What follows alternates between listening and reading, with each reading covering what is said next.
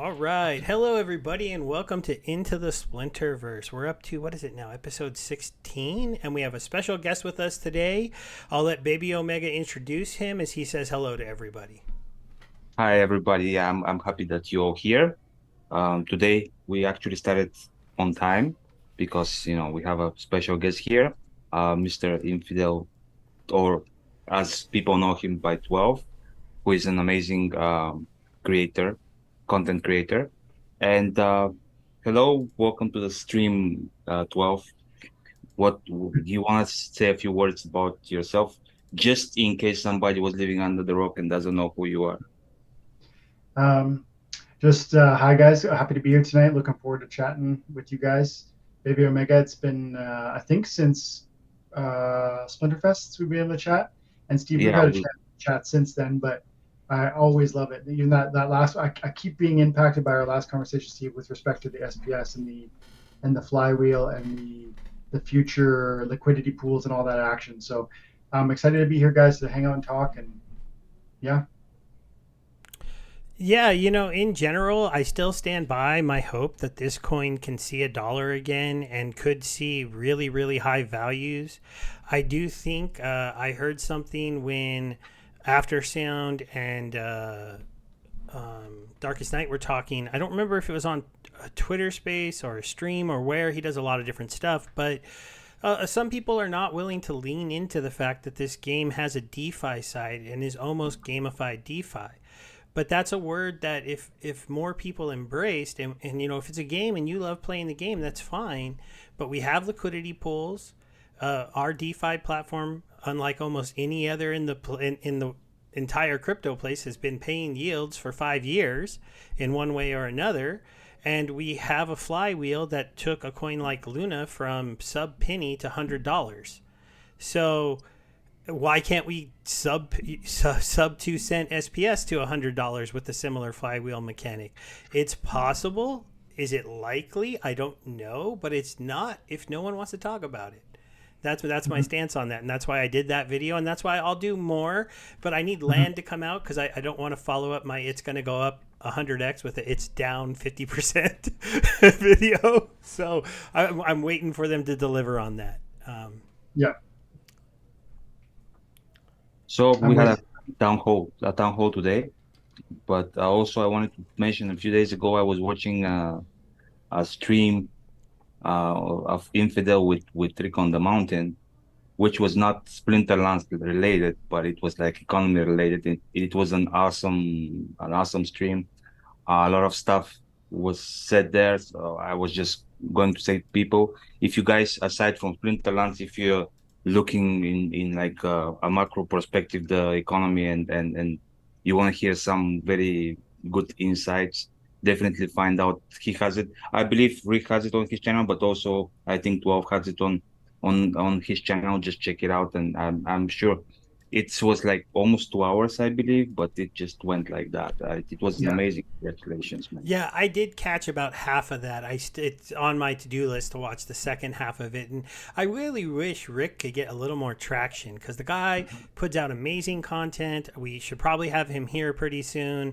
He just doesn't get as many people watching it, though he definitely is very strongly opinionated sometimes, and that can turn some people off, I think.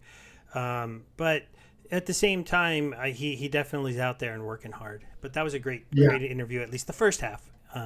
Yeah.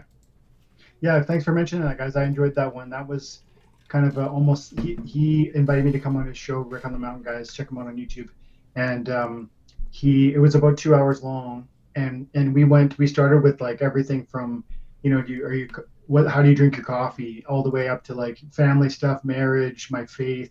But then I clipped about an hour of it to my channel, and that hour-long clip is focused in on a broad conversation we had around economics. And I'm pretty convinced, man, that there is tough times ahead. And the Dow Jones looks good. The major markets look good. The S&P was up today. The Dow was up today.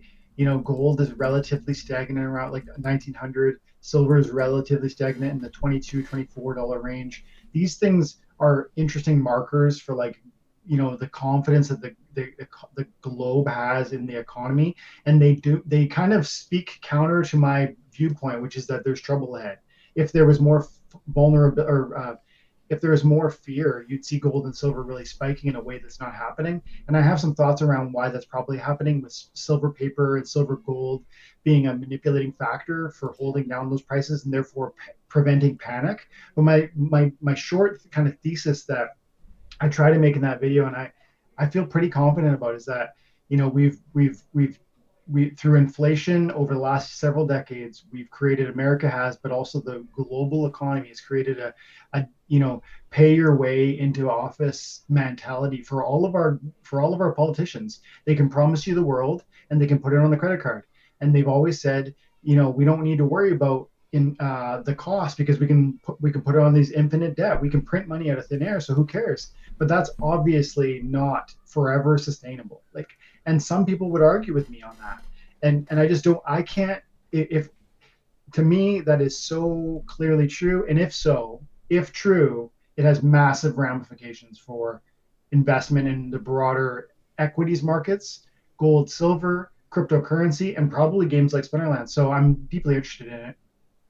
Yeah. Understanding the macro view is important. We're not necessarily going to get into it too much in the first half of this show. Maybe if we stick around, because Bebeomega's got a shorter timeline today, we can go into it on the tail half end of this, because I definitely have some takes on a lot of the stuff you guys talked about. And I was like, man, this would have been a fun conversation to been in when I was watching your guys' recap. Quick shout outs to the chat. We got Demore in the house. We've got Bebeomega in the house chatting it up with the fans.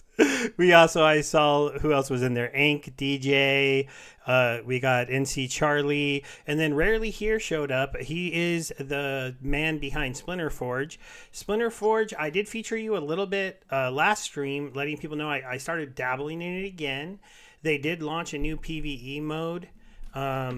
It's kind of interesting. Since he came to the chat, I'll go ahead and pull it up really quick. Are you still playing Splinterforge, Dwayne? Yes, I am. I called you your real name. Sorry about that. I've tried the PvE. Oh, I'm muted. Did you say? No, you're not muted. I was just wondering if maybe you're on the wrong mic, possibly, because you sound a little bit off to me, almost like you're far away from your mic, and it doesn't make sense because you're right next to your mic. Yeah, let me check that out. Apologies, guys. So they launched this new mode here, and I'll just move us off screen for just a second. So basically, you fight these new super bosses that are in a row. I've tried it one time. I only beat the first boss, and then you can play a massive amount of cards. I don't know it well enough to explain it in depth, but it's interesting. And then obviously they still have the regular boss mode, and you're still earning the 4GM token. I started playing a little bit recently. I earned like 5,000 more tokens fighting the big bosses. And since less people are playing it, it's a little bit easier to earn. As you can see, this pays out to the top, I think, 100, and only 69 people have attacked this thing. So if I just attack it, I'll get some kind of payout. So it's something worth checking out if you stepped away and you have some free time on your hands. Obviously, I played for a couple days and I didn't come back to it very quick, though. I don't know if that's any better. I was on the wrong mic, so apologies for that. Yeah, no problem. That's way. Yeah, it's a lot better. It was still not bad, but I was like, that's weird. He's got a mic like mine. It shouldn't sound like he's far away. That's great. I have two cameras, and they each have a mic. And so sometimes when I go through Zoom, and then I have Discord on my app, and I have also Discord on the web, and it just grabs different mics at different times. Aaron B is in the house too. He is our hard question answer, sometimes trollish member of our community, but we love that too, because without people like that, you can't answer those kind of questions. Somebody's got to ask hard questions. It's important, and someone's got to have counter viewpoints. But sometimes I'll take them with people just to do it, and then I'll be like, no, I don't really believe what I've been arguing for 20 minutes, but somebody had to tell you the other side of some of this stuff. Like the land 2025? You mean like that one? Oh yeah. Like just get ready. Possibly, I told them. Let's see what your take on this is, because I think I asked our last guest. I told some of the people on my Splinterlands TV thing that I could see a Land 2.0 not coming out until the end of next year. So we get 1.5, we get Rebellion, we get land surfing put in, whatever that's going to be, 1.8 or whatever, with the grain market. So we got the grain market, we got land surfing. We are basically at that point just doing research and grain farming, playing the grain market, and then people land surfing all over the place. And then we go into Rebellion launching, Battle Pass launching, new game mode launching, and then 2.0 hits sometime at the end of the year. That's the way I could see they could approach it. And I got pretty much crucified for that take. Well, you said everyone said, well, yeah, the end of next year would be going into 2025. So yeah, so that would mean like, you know, like if something releases December of 2024, it's pretty much 2025 to me. It's certainly anything lost almost in the last quarter. Some companies would technically consider that the next calendar year for their business. So that's kind of what was in my mind, and I'm still there. I don't think it's a crazy take. Yeah, I mean, I did a video recently. So I did I like batched a bunch of videos before I went to Disney World recently and with my family, and that was an amazing time. But one of the videos from the last week that I covered, I can't remember which, I talked about a related topic where I was like, we've got a number of big things that are coming. Like even when we see Land 1.5 launch, and then we've talked about a mini set, we've talked about Rebellion, and Rebellion I'm forgetting now, but he said this year, like that's happening. Sure. And so right there, like we've at least been told previously that mini set would precede Rebellion. I don't know if that's still true, or maybe that's wrong now. We don't have mini set, I believe. Yeah. So I feel if that's the case, though, because that was originally the case, that we were expecting the mini set first, that makes me think like 2023 is pretty full already with just those two things. And then there's also, remember, they talked a little bit in the town hall about I'm forgetting the name of it now, the tower defense game. Soulkeep, and how that's getting closer. They feel like their code is kind of ready or something like that, if I read between the lines correctly. And so I feel like what I'm saying is, and it's kind of in keeping with what you're seeing, Steve, is there's a lot of things between here and let's say end of 2024. And I know that feels like forever away, and I know many people don't want to hear that because they want the full land experience now, and they feel it's just around the corner once 1.5 launches. But I think if you really step back and look at not just those card expansion packs that we talked about, not just the tower defense, but also, you know, what else? There's other games. Soulkeep has to come out. Technically, Goals is the same company, and we know we don't. They say they don't have to pool, but while the bench is small, they probably are. And yeah, Investigator, if you watch the People's Guild shows, I know they're hard to get through because they're like 2.5 hours sometimes, but Investigator was on there. He let kind of slip that the mini set wasn't really coming anytime soon because no deal had officially been made. And Aggro, in today's question and answer portion of the town hall, somebody asked about the mini set, and he basically said that he's still talking to Warner Brothers, but while crypto's in a bear market, they're just not interested in launching it. So it sounds like it's probably going to get pushed to next year when things might be more bullish, and then you could maybe see and this actually is less inflation, so it might be good. Maybe the Rebellion mini set is the Warner Brothers themed cards brought in at that time. Still hope they don't mess up the lore and the look by doing that, but that's kind of where we're at now. So it really looks like Land 1.5 coming out, and then Land 1.6 with grain and Rebellion is with the grain market is what I think they try to get out this year, and early next year I would think land surfing. Then the really question is, where would people want to see development go? Do you want Battle Pass and other battle modes, or do you want 2.0? Of land, because they're gonna have to pick which one to do first. Yeah. Can I say on that topic? Go ahead. Yeah, because I think people are comparing like the time it took from 1.0 to 1.5, and then they're extrapolating into the 2.0. I think that 1.5 is pretty much the skeleton of all of it. So if you remember by everything they said today, the main issue was doing all the calculations. Once they get that underway, I'm pretty sure that the only thing that is left is just for creative to catch up with the rest of the 50 resources. So pretty much they have to do not many adjustments to get that up and running. If they have already the base, it won't. I don't think it will take the same time from 1.5 to 2.0 as that it took from 1.0 to 1.5, because I don't think they have that much work and figuring out to do. I think you're right hope you're about right. that. And the other thing that's kind of bullish about Rebellion coming out this year, it was supposed to come out in July. I did a little hour talk with a town hall on Twitter with After Sound of Darkest Night, and he said that basically that he agreed with my statement that most of Rebellion is done. It was supposed to come out in July, but the market was bad, so they pushed it back. Now they're just kind of wrapping it up and doing final changes and figuring out. I think even Agro said today, the main thing they have to figure out is price point and amount of packs. And a lot of that's going to depend on market and things like that. Because it would be pretty wild to go from a 15 million pack down to like a 3 or 4 million pack. But we could end up seeing something like that if things are still really, really bad around here and they just don't want to inflate the card supply anymore. So that's something kind of interesting. Yeah, I wanted to say a couple things there. One, about the timeline for 2.0.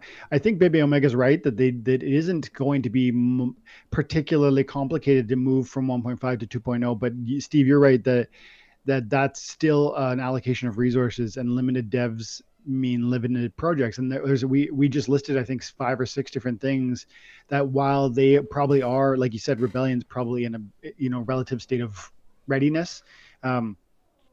There's none of that. All of that stuff takes time, and those other games, they're not ready. And do we care about that? And we talked about season pass, and we talked about draft mode tournaments, and I actually don't know if we mentioned that one, but that's a big one. And there's a million things actually that have been mentioned that have a lot of excitement and anticipation around. And so I think it's just people are kind of forgetting all the other things we want. And I think if we got 1.5 launches and I think you're right. We're definitely gonna get that 1.6 with the grain market. We got to get that. That's pretty integral. But then it just feels to me like a logical place. If I, like, as an outsider, like, I don't have any sort of dev knowledge, but it seems like that would be a good place to just kind of put a comma or a period and say, okay, let's just put a pin in it for now, because we've got 5 other things we want to get out, and we only have limited devs unless the bull market is roaring by that point. And then I think all the timelines get thrown out the window. Right? Like, would you agree if suddenly SPS is at 25 cents, I think a lot of this changes. But if we're still fighting a bear market in 6 months, I think Steve, I'm with you in terms of timeline, unfortunately. Yeah. And also I think the other thing I'll just add is the reason why I could see them taking a break and pushing land out towards the tail end of next year is because land development only helps us who are currently here in the game. It's not going to bring in a lot of new players because there's not even a ton of land that's going to be for sale at reasonable prices and things like that. So if you launch Rebellion, you've got a decent amount of DEC staking into land. If you've got land surfing working, that's an option for the people who don't own land who are currently here. But then now you've got a modern human-only league with high rewards in SPS. Hopefully SPS going up, maybe only at a nickel at this point if we're lucky. So the Untamed set is gone. The current set is as cheap as Splinterlands cards ever really get. Come join this game. You can get the cards to compete at whatever league you want, as cheap as you want, and you can try to get SPS before this flywheel really kicks into gear, because it started to go.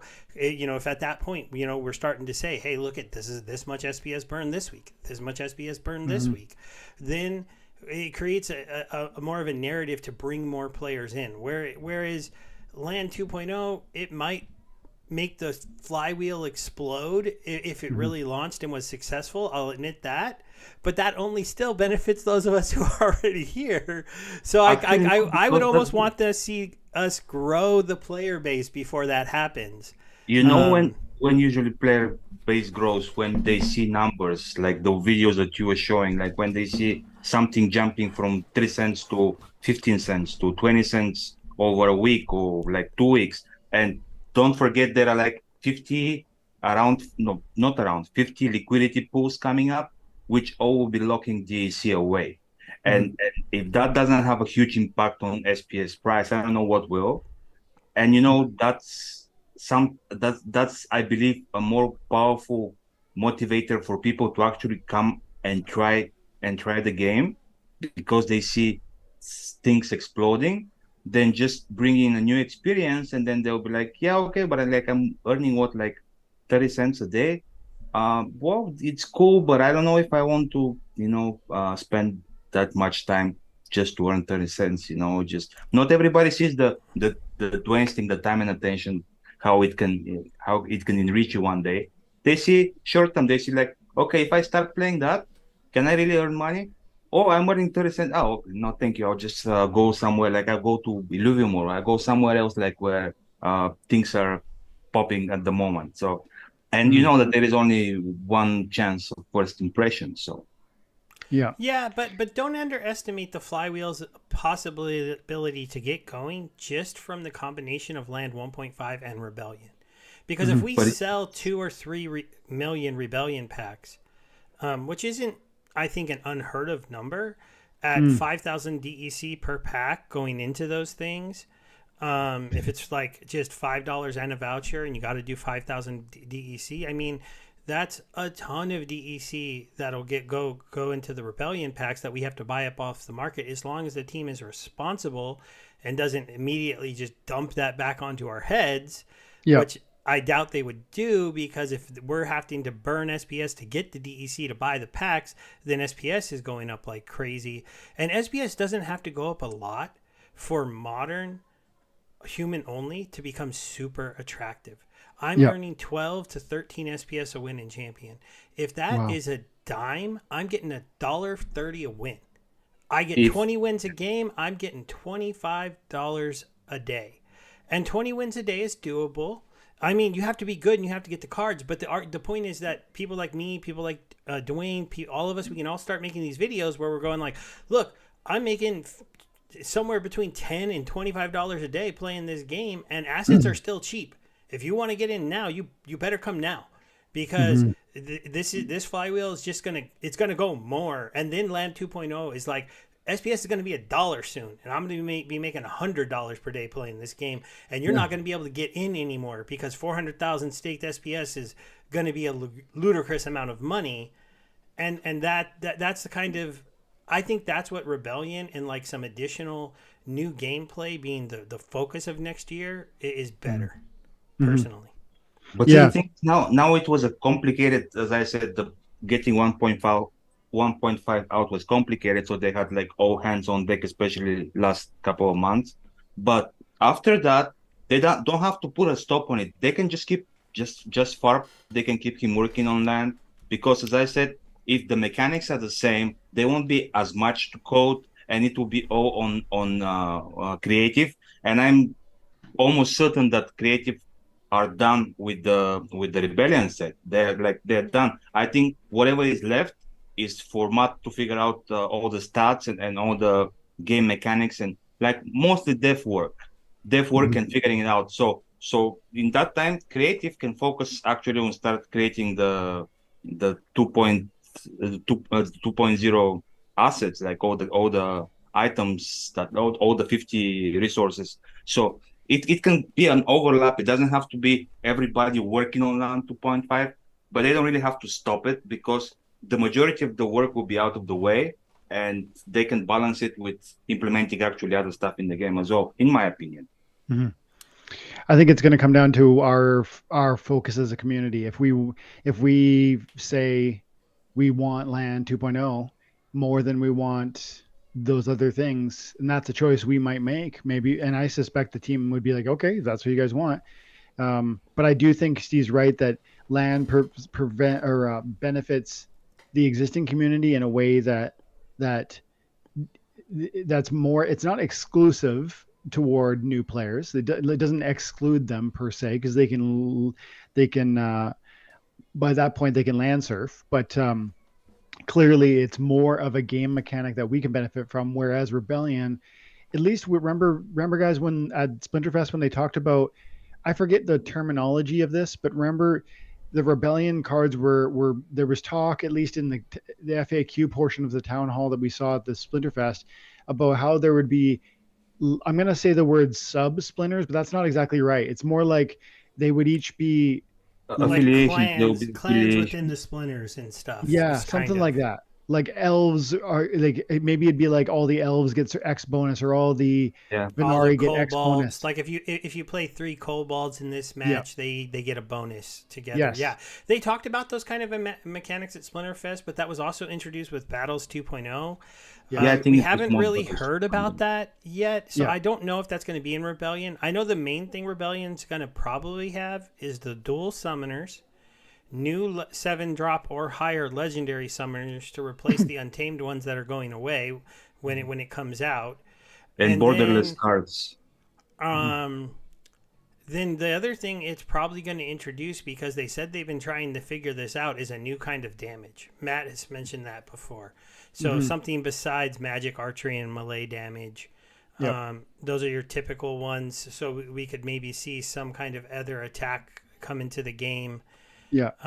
And some other mechanics. And then, obviously dual summoners are going to create combos. They're going to make the metas very interesting, what you can pull off and stuff like that. Yeah. Let's get into this quickly, though. You want to say something quick, Dwayne? Or Just I guess sharing excitement for a potential kind of new feel to the gaming mechanic, and yeah, I'd love to touch a town hall though. okay, so we know C-Rex coming out tomorrow. What's your thoughts on the card so far, Dwayne? I was away for 8-9 days, so I don't know if they nerfed it while I was away, but if they haven't nerfed it, I think it's pretty good, like really good. No And it's on map nerfs. server, so you can test it. Yeah. Yeah, I tested it hard. So we played it in some rules you didn't expect it to do well and watched it win. It's a card that can, I think you theorized this, it definitely wins matches by itself sometimes. It's that good of a card in certain rule sets. So this is exciting. Here's the little thing, if people didn't watch it, they did the thing where energy purchases, they reset now the same time as the UTC thing. I noticed that was kind of weird, because a couple times I thought I should have been paying more for energy and I wasn't, and it's because the timer clicked over at a different time than the time of the quest. So that was something that was kind of interesting. We're also going to be able to double roll our focus using vouchers, which is pretty cool, because there's nothing worse than re-rolling a focus because you don't like it and getting one you like less. So that's pretty interesting. Other than that, though, does this come out tomorrow, or is this next week? I think it was tomorrow. No, this is tomorrow. Okay, this one's tomorrow.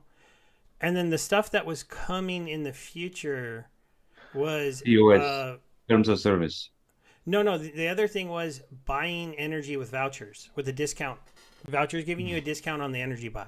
He mentioned that would be coming, but that it wasn't coming tomorrow, but possibly the week after that. So they are starting to really push to give some more utility into vouchers. Can I make a comment on vouchers? Sure. I just don't think, like, man, that feels like small potatoes. I think those are good steps. I'm not saying they will do nothing. I'm just saying there's too much voucher printing. I don't see how that token finds a real foothold and value until we move the needle in a bigger way. But it's every little bit helps, and I think that's like they have to start somewhere. And it's more important than people think. Everyone want to say like it's this token that goes away or isn't that useful, but eventually SPS rewards have to go down, because the DAO is going to have to take over once the initial printing ends. And for staking your SPS at that point, you only get, your staking rewards might have to go down quite a bit. But if they've figured out vouchers and given them a lot of utility, that can still give you a decent APR if the main thing you're getting at that point is vouchers, more than getting a big payout of SPS. Because our whole reward structure is going to have to be revamped in about 2 years. So it's just something that we have to prepare for. And having a token that is allowed to be ever inflating allows you to have ever given out rewards. That's what most games give you. It's what most DeFi platforms give you. That's why most of them go to 0.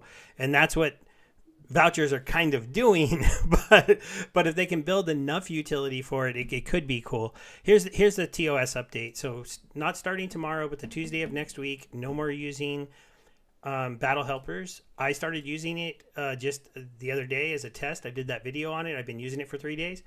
Every single time I've fought any of the people in the top 50, we've got a draw because we use the exact same teams. They're all using it. All of them are using it to be on the top and get those top champion DEC rewards. It's annoying. I don't think I've played any of them where the team that they've played is not on the list that I get, because I have pretty much every card, so I get the same list as them, and pretty much we always play the exact same team.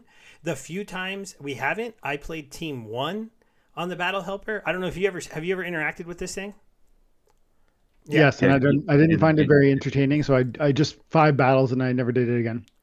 Yeah. So then I interject just for a second, because yes. I have to be leaving soon. I just want to thank first Dwayne coming to the show, and I was really looking forward to it. I'm really sorry that today I have to be cutting on the short notice. I'm hoping that you're coming back sometime soon, so we can have like a larger conversation. But again, thanks for coming. And guys, yeah, stay with Steve and Dwayne. I'm sure they will give you a lot of stuff to listen to.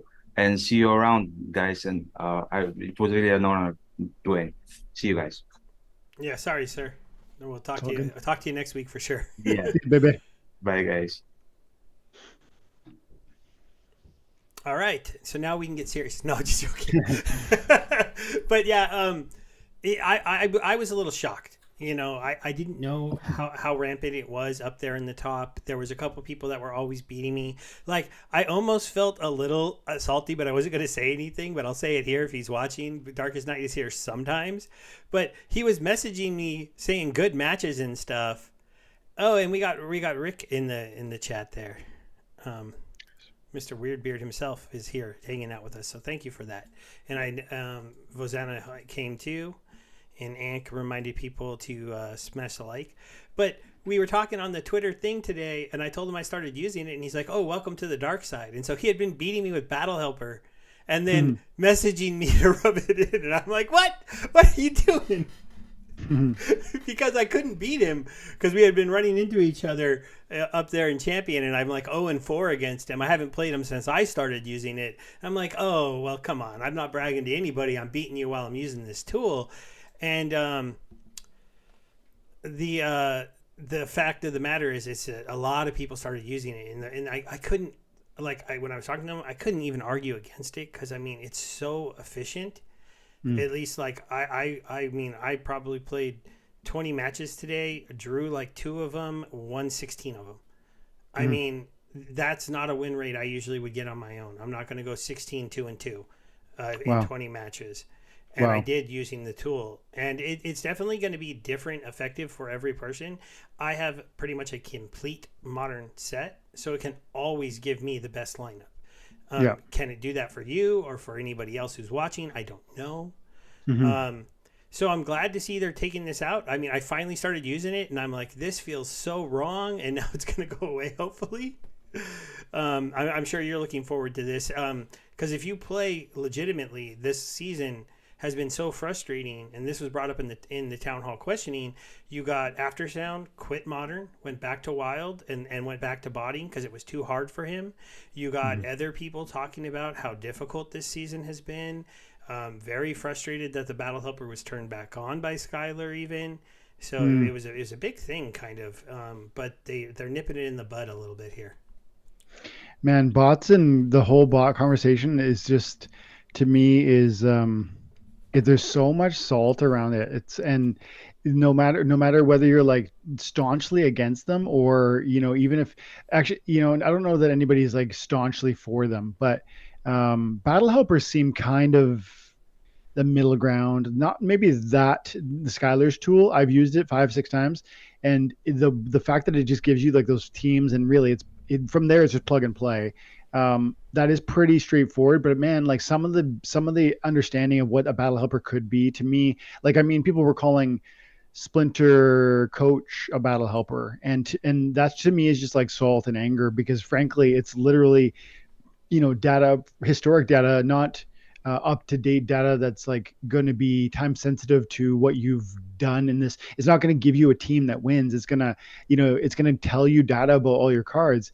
I don't know, man. Like, I know this is there's a tension here because this thing rewards us, literally gives us money when we play it, and so people want to get the most money, and they want others to not have unfair advantages. I get all that, but I just don't really see, at least with battle helpers, I'm doubtful if any of that's going to stick. Like I heard them talk about it today, and I heard Weirdbeard, and he's in the chat. I enjoyed what I saw from the town hall today, guys. Thank you, Weirdbeard. But I just don't know how well they're going to be able to identify it. And Weirdbeard said something about that in the town hall. He made it seem like they would, but I'm not sure. I'm not sure I believe it yet. Hopefully I'm wrong. I hope I'm wrong. I hope it truly modern stays like human only, no technique or no tools. That'd be really cool. I'm currently playing in Wild with Xbot. But I would love it if modern turned, because I would do better in modern. My deck is more modern than Wild. So I don't know. Any thought on that, Steve? Like, what do you think about that? Well, is it gonna okay? Is it And gonna work? I made this same point to After Sound and Darkest Night. What is gonna work here? And I'll just Demer's pointing out here. People are gonna quit, and he's pretty tuned in. People are ready to walk away over this. They are. I'm tuned in enough now. They're like, we finally get our modern league, and basically I'm just playing a computer anyways. I finally got our human. And the reason why, too, is for 2 weeks, 2 seasons, this was really fun. Skylar had turned off Battle Helper. I was able to make champion. I was able to go, not 16, 2 and 2, but lots of 12 and 8s or 13s and 7s in 20 matches. I was doing fine. I made champion 1 the every season of human only, and then all of a sudden this season I stuck in Diamond 1. Couldn't get out. Just couldn't get out. I made it up to champion 3, got knocked right back down into Diamond 1. I start using the Battle Helper. I'm in champ 1. I'm technically like 20 points short of champ 1 right now because I lost my last match. But that was the difference that it made for me in like 3 days. It was ridiculous. And like I said, I keep running into all these draws. And so all of a sudden I realized, wow, this is super broken. If you don't want to spend the money to do this, you're in trouble. And the thing I will say though is all Skylar had to do was turn his service off and things were fun and we didn't see it, and turn it on and it came back. Why? Because most people are not programmers. Most people aren't going to go try to figure out how to do this on their own. But will they join a Discord and quickly, very easily use a bot that is very simple? Yes. Plus, it's not technically against terms of service until they make the change next week. So they're like, hey, I'm not breaking a rule. I'm using an easy tool. But once it's out of terms of service, Skylar has said he'll shut his down. Once that one's shut down, unless you have a private one, you can't use it. So I think that'll probably root out, I'm thinking 80-90% of them even. And the last of it, it's going to be on the team to figure it out. I'm going to take a look at the chat here because they've been talking quite a bit, and Weirdbeard threw out a couple comments. So he said he's glad that they moved on this because he wanted it to be quicker, but they had to get it through the legal approvals. They may be saying, again, that the battle helpers are the biggest problem. Charlie's getting in here. He's saying the problem with the private helpers so he turned on the Xbot battle helper back on, needs somehow to get rid of them all. So he's pointing out that that Skylar's comment was basically that there are some private ones out there that were being used, so he turned his back on so that other people could use it. I don't know if that's 100% true. I can't make a comment really on that, but I could kind of understand that statement. I could also even understand the statement of, hey, I'm going to make as much money with the product that I made as long as it's legal until it's not. Aaron's saying there's actually a wider issue. He said if you follow other crypto projects that try to be worldwide success, there's always a group of exploiters that try to destroy it and exploit it. That's an interesting comment there. Let's see. We got Weirdbeard coming in here with the larger focus is if the providers of the battle help on the providers of the battle helpers. It's not the individual customers who are using it. So if you remove the people who are making it or 90% of the issues, it solves the problem. See, he agrees with me that if you get the big providers of these tools to not provide them anymore for modern, they can still provide them for Wild, and not for. We should mention, I haven't, but Brawls and Tournaments are in this TOS update as well. It thinks it should be pretty interesting. One kind of positive thought that I have on this topic is that I was listening to People's Guild earlier this morning, I think, and it was an episode where they had Flauvi, I think his name is, and he's like a big whale in Splinterlands, and I might be mispronouncing his name, so apologies if I am, but he's been around since back in the Steemit days, and he actually referenced how he was in the Steemit ecosystem making hundreds or thousands of dollars a day, and he saw that $7 Steam price pump, and he mentioned during that time, which I remember, and you probably remember too, Steve, there used to be upvotes that you could like essentially buy. You could go in and buy an upvote from big accounts that had a lot. Too.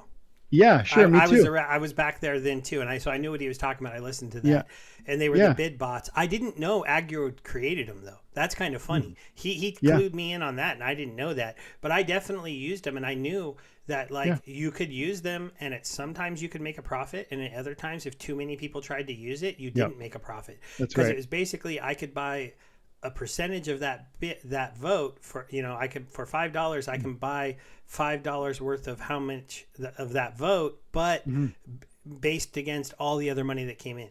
And so if too much money came in, you might only get a $3 vote for your $5 you sent him. Yeah. But if you caught it at the right time, you sent $5 and you got $100 vote. So it was it was very, very interesting time in the world of Steam. But I bring that up in this context with the Splinterlands because he points out that the system it wasn't even so much that Steemit found a solution. It was that the community implemented solutions like downvotes, which were quite controversial at the time. I remember people were like, what do you mean downvotes?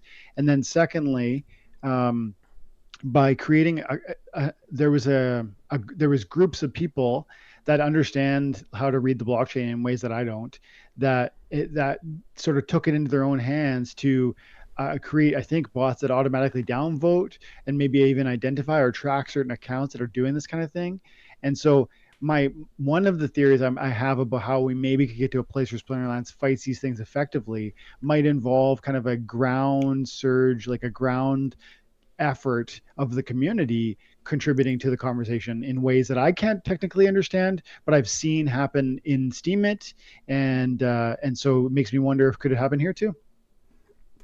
Yeah, and definitely I think one of the things that people say when they say that you can't catch these things, maybe you can't catch them quite as easily if somebody's using them who doesn't have a complete collection.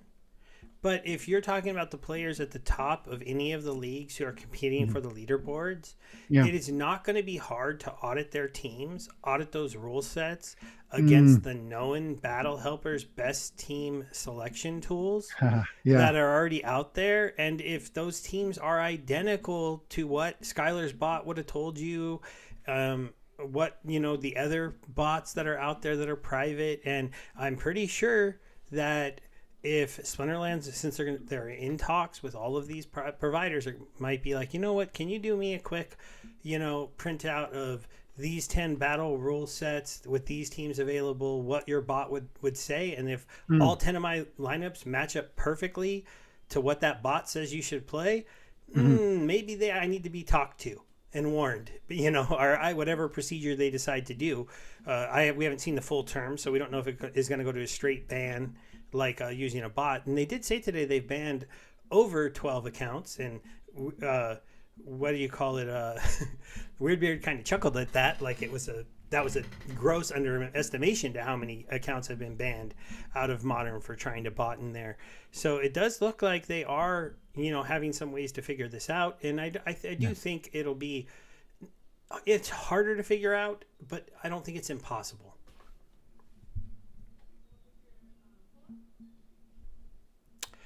Let's see. Vozana's asking us if Xbot is better than Archmage, but that isn't enough for Skylar. He turns Battle Helper back on. Isn't that greedy?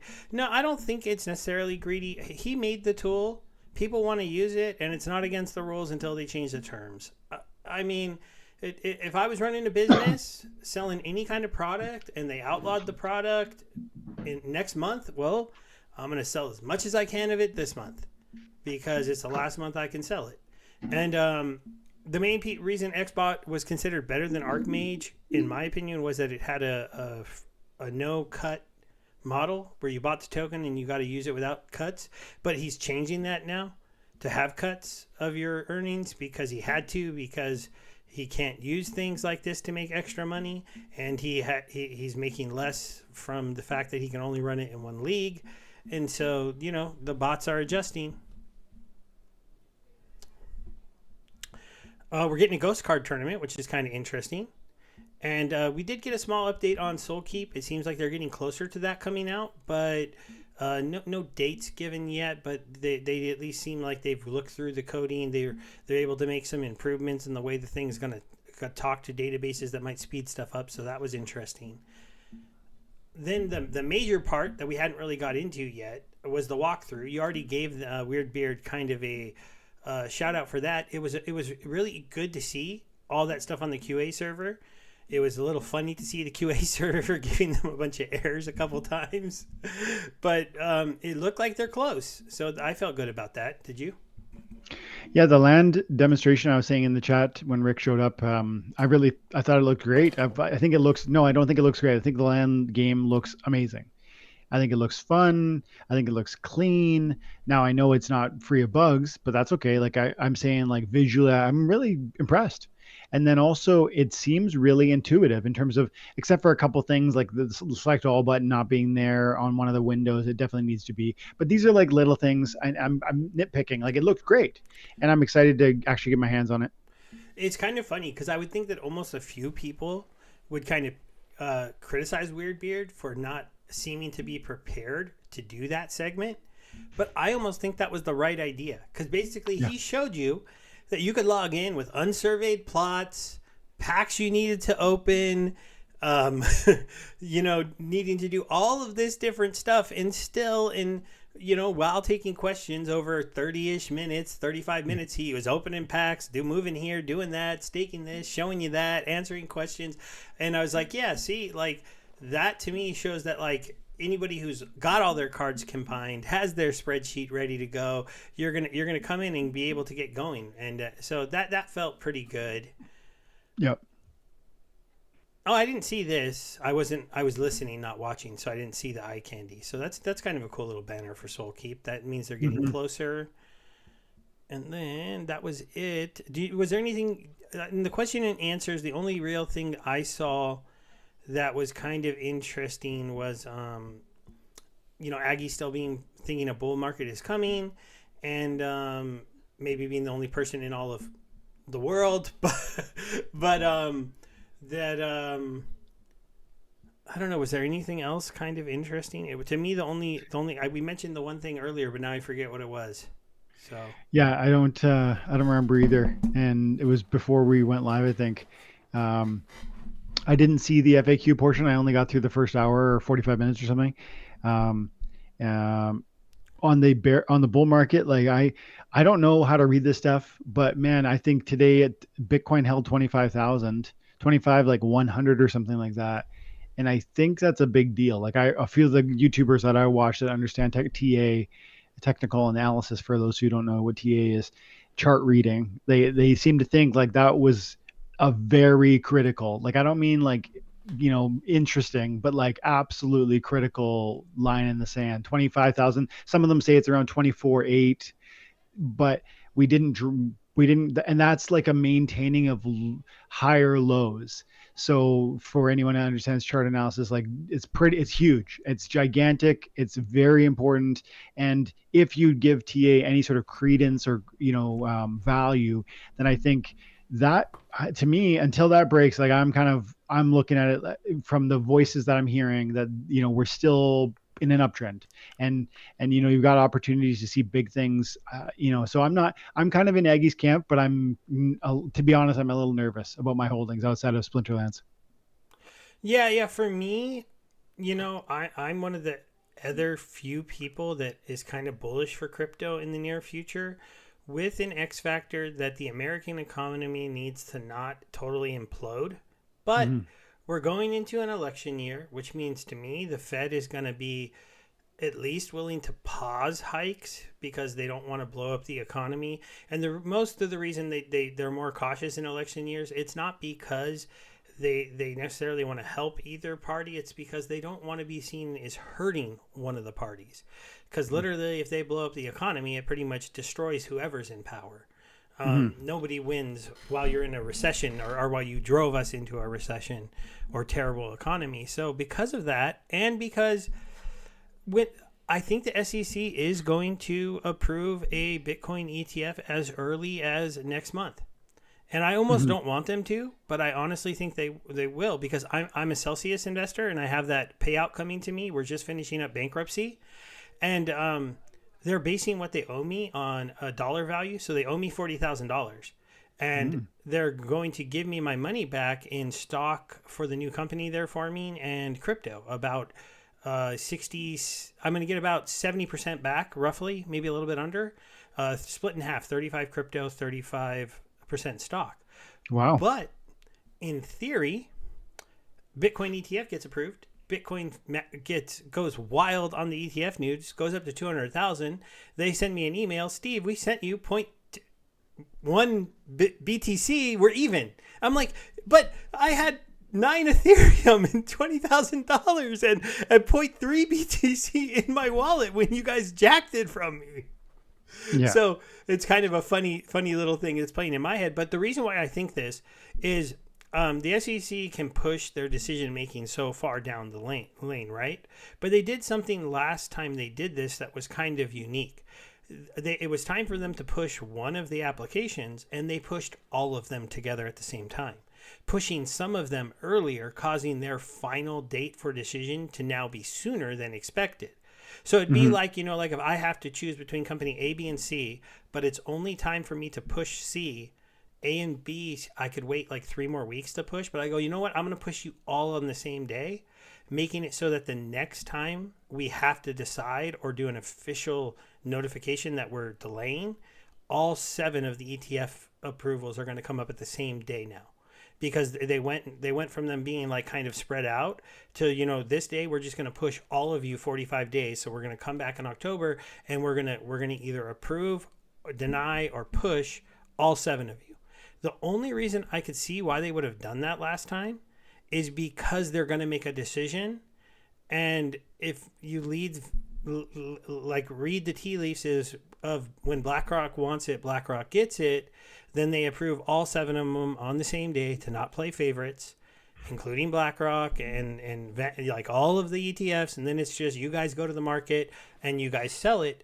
And also because basically the current rulings that they had been using to delay these, they in that grayscale case, the judge ruled that you can't use those reasons anymore, the ones they had been using to deny them. So the judge basically told them, hey, you can't say that it's okay to have a Bitcoin futures ETF, but not okay to have a Bitcoin spot ETF without giving a good reason. You can't just deny this. So now that they've been told by a court that they have to either come up with a new reason to deny them than the stuff they were trying to use before, or they can just approve them all and let them go to market and just get out of the way and say, you know what, we didn't like the people who were applying for them before.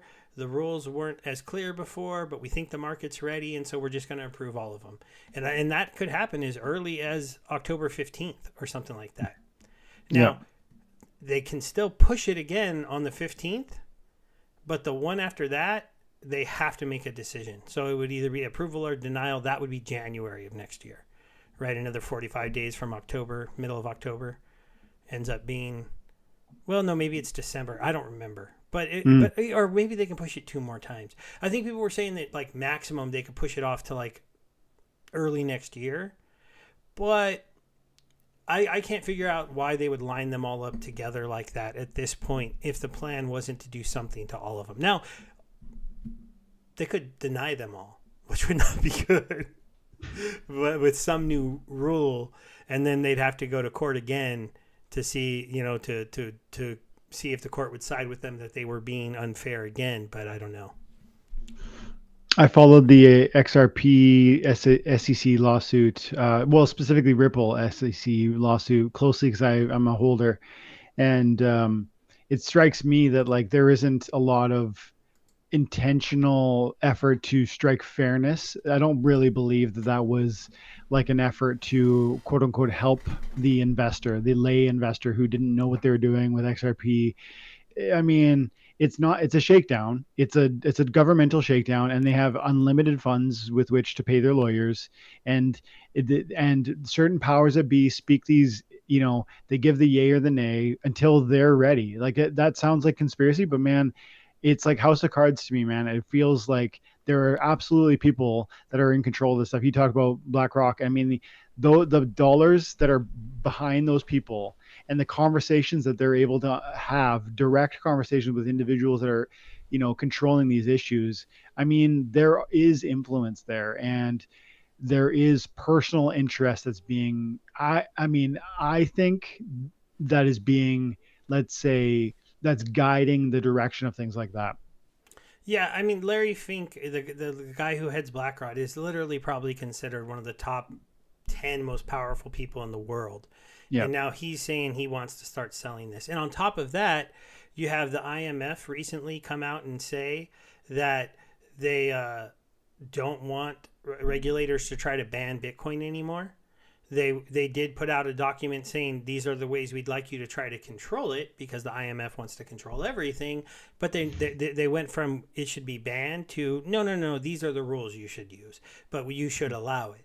So they're coming around. You had another piece of big news that hit, and I know we're going to be becoming Bitcoin Maxi show for just a moment, guys, but this is pertinent to Splinterlands. It was the accounting rules that was changed for tax purposes on Bitcoins when it's on companies' balance sheets. Did you hear about that one? No. Okay, so a company like Splinterlands, if they had Bitcoin on their balance sheet, which they do, and luckily they're not publicly traded, but let's say they were, then if they bought their Bitcoin at 25,000, and then during the quarter it went down to 20,000, and then up to 30,000. And then it was time for them to report their numbers. What number do you think they'd have to report? Bought at 25, went down to 20, and went up to 30. The higher one, because it would increase taxes owed, I would think. Nope.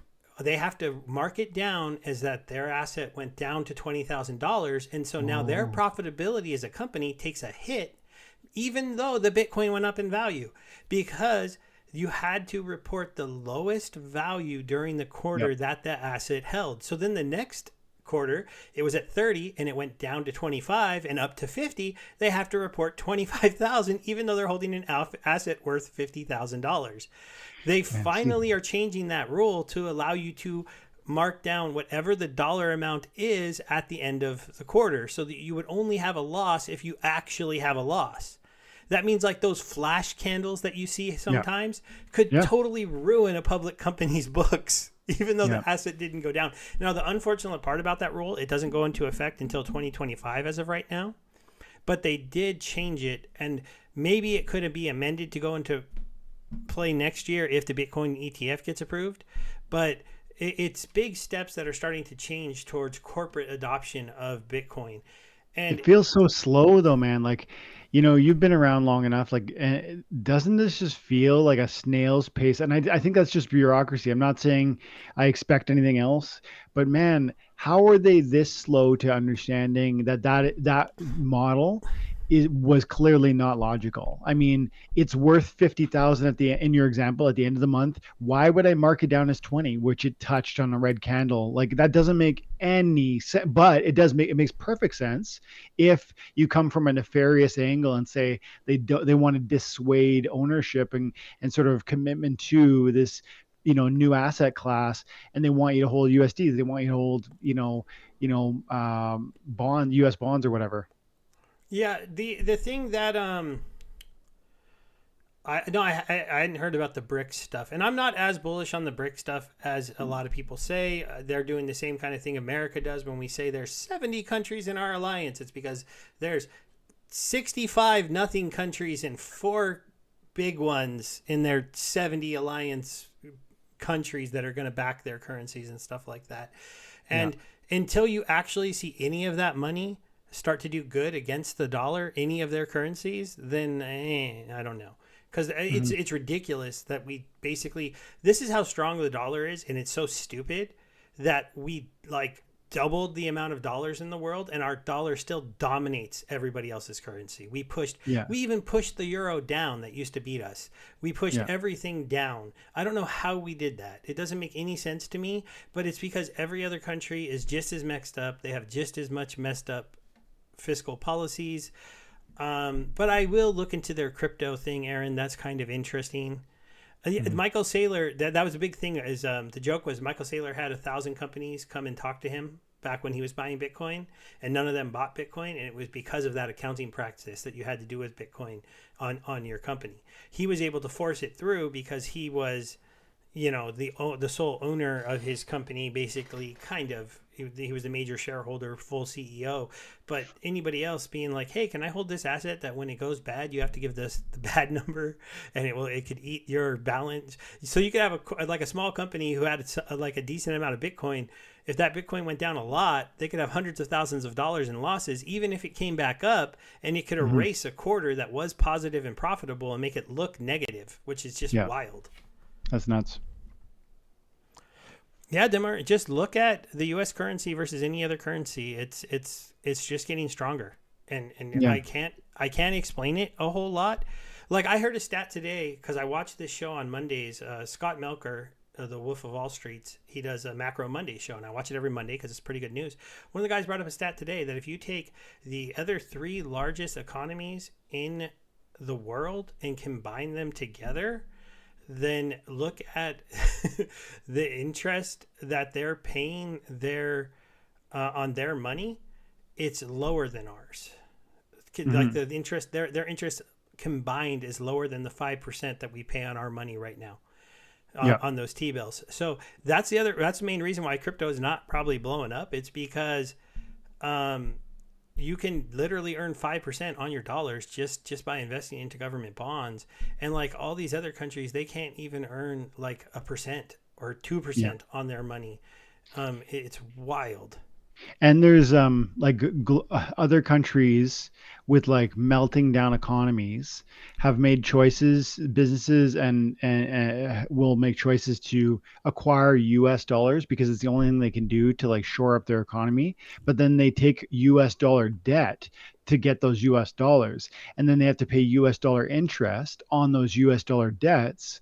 And that is unsustainable when you live in Mexico and your peso is just the value is continuing to fall, crater. And this is called the dollar milkshake theory. If anybody wants to look deeper into it, it's Google talks about it. Like I've watched, this is from George Gammon. You guys should check him out if you're into this stuff. He's on YouTube. He's 50,000 followers or something like that. He's pretty decently big for this kind of topic. And he talks about the dollar milkshake theory. And he goes, Google says, it's an economic thesis that predicts that the US dollar will prevail against all other currencies despite the current global economic uncertainties, because the US dollar's dominance will keep increasing as it sucks the liquidity out of other currencies, which I just kind of pointed to. It's like they can't operate with their local currency, so they acquire the dollar in order to even continue functioning, but then they have to pay that US dollar debt. And that is like a melt up situation, because that's where if something like BRICS actually really, that's the other thing. Like right now, BRICS is maybe interesting or even possibly exciting, depending on your perspective, but it has all the same corruption, all the same problems. And then also, it's not nearly the sort of universal opportunity and alternative that it needs to be a true competitor. And so this problem is going to get worse and worse and worse. And the US dollar can get more and more and more inflated in this context, because you're right, there's a lot of countries that want that. And you're right, they want those interest rates returns because it's quote unquote secure. Like these bonds are thought of as secure, even though in my mind, the U.S. economy, the U.S. government is already insolvent. I don't think there's anybody who could explain how you would pay off the debt that exists. And I'm not just, because remember, it's not just the 30 trillion. That's what people point to, but that excludes so many things. Like there's, I think it was like 200 or 300 trillion dollars of like unaccounted for debts that are not even considered in that. So to me, this is a massive problem. But yeah. Yeah. The debt is a scary thing. They can't really ever pay it off. So what they have to do is keep printing additional money. I don't know how America fixes that. The thing is though, is all the other countries, at least the big ones, they kind of copied us, and they're doing the same thing, and they have the same amount of debt. And like the funny thing, a lot of people don't talk about, the U.S. has a lot of debts, but it also has a lot of liabilities. Assets, loans to other countries. So if we call due everything that was due to us, it's close to canceling out how much we owe to other countries. It's more closer than people realize. The big problem, though, is we become such a like an entitlement country at this point. We pay for so much things, and I don't even think the entitlements are the problem. It's the bureaucracies that are behind them at this point. It's the amount of people that work for the federal government in our country is just wild. Like, it's absolutely wild. And then that's not even counting the people that are kind of indirectly work for the government. Because, like, I'm an example of that. I work at a private company, but we're in healthcare in California. Technically, almost all of our customers are Medi-Cal and Denti-Cal customers. And so our entire company is almost subsidized by the government. We do get private insurance customers, but that's not our specialty. We're more low brand dentistry for those people. And so we're literally, and I'm sure there's hospitals that are like that too, and other places where if all your company does is basically take in food stamps or take in Medicare money from the government, then that you're either working directly for the government or you're indirectly working for the government, and it's an astonishing amount of us. And so that's why it's so hard to blow this up. Yeah. But that's also why BTC, once they stop fighting it and stopping it from getting anywhere, it can go up to numbers that are just ridiculous. And when BTC goes up to numbers that are ridiculous, the other cryptos go up. When the other cryptos go up, that's when Splinterlands goes up. It's like I do my posts on Hive, and I put that money into Splinterlands every week. If Hive goes up to like $5 or $6 because we're in a bull market, and I'm able to start putting 10 times the amount of money that I'm earning into my Splinterlands assets that are still pegged to DEC at $1, that's where things go kind of crazy. It's kind of funny. There's some people talking about Electronium. Do you remember Electronium? Did you ever get that token? I did, but I didn't go deep or anything like that. Yeah. Yeah, I had a wallet. I was farming it for a little while, and they basically they did say that Aaron's pointing out that the world governments were afraid of crypto. The main reason why they're afraid of crypto is because it's a worldwide asset that they don't control, and they don't really like things like that. They don't really. It's weird. The governments want so much control. It's not even weird, it's just they want that much control. So Did you see that like crazy viral song Rich Men of Richmond? Oh yeah, I loved it. Yeah, it's good. I even bought it. It was worth buying to support it because it was just a good message to them, because they're taxing us at too high of a rate. But at the same time, they're inflating away the dollar. So like our buying power is a joke. I mean, it used to be like, to go get lunch, it used to be like $12. Now it's $22. To go to the grocery store, it used to be, $50-$60 a week. Now it's $120, $130 a week. And then they try to tell you inflation is 5% or 8%. No, dude, it's like 60%. And you guys are using some crazy numbers to do it, and people are getting frustrated and they're getting angry. Yeah. Yeah, and sometimes people throw their hands up in the air about these topics because they feel too big to get your hands around. I totally get that. These are deep waters, But I mean, when you just look at, you start to scratch the surface, and you realize, for instance, that they manipulate, for instance, the bag of goods that are measured to, with which that basis of inflation is tracked. It's like a standard bag of goods that is thought to be like general household food, for instance. And at one time in the U.S. history, they used to track steak was part of the bag of food, grocery goods that you would be expected to buy in a usual household, steak.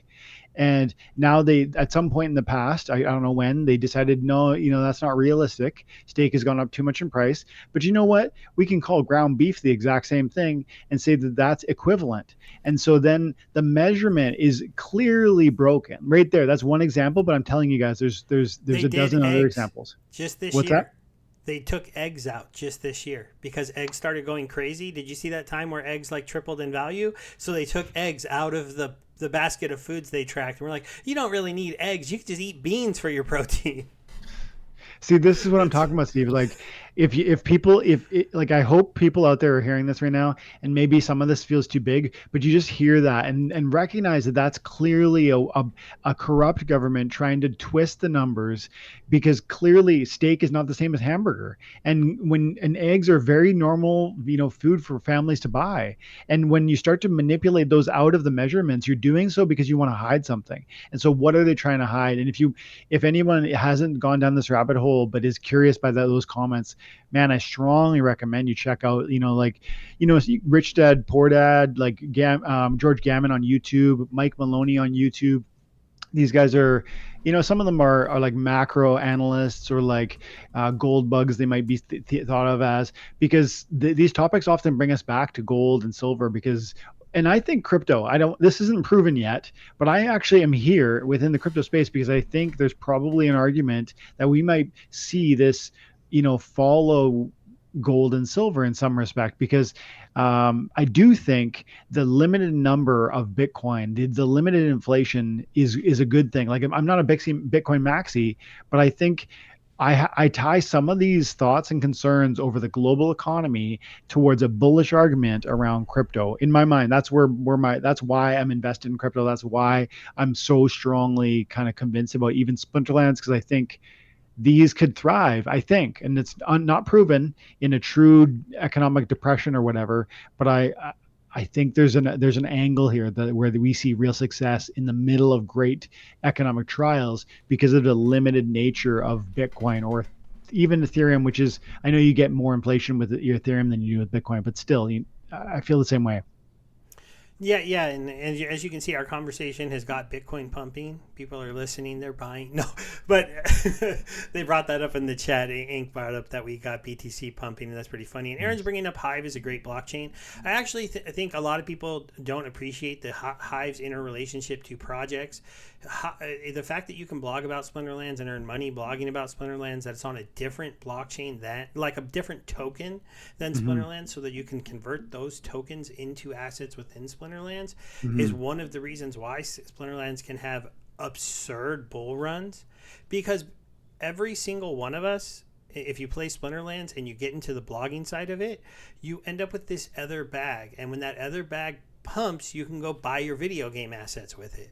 And that's kind of why when Bitcoin pumps and ETH pumps, you start, because you have the Aggies and the Mats of the world who are holding a lot of Bitcoin, and if Bitcoin goes up to be a ton of money, Aggie's going to have much better monsters on his 2 regions than he has already, so the point is that when these things go up, they lift. When you start having the people, like the guys who were buying Bored Apes for multiple millions of dollars, weren't doing it because it was multiple millions of dollars to them. It's because it was 100 ETH of their, pile of 2,000 ETH that they have. So they just did it to flex on people. And so it's kind of interesting to look at this and just understand that all Bitcoin needs to do is, like, it's kind of funny. It just needs to break away from its apparent correlation to the stock market in the United States.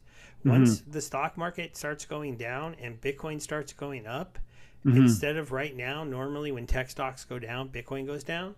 But eventually, someday, when the American stocks go down, because Bitcoin has become enough decentralized, become enough of a hedge against that, and it goes up, and then it proves to Americans that it is what gold is, which is something that goes up when stocks go down.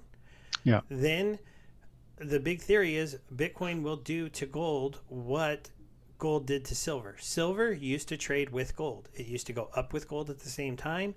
It used to be considered hard money.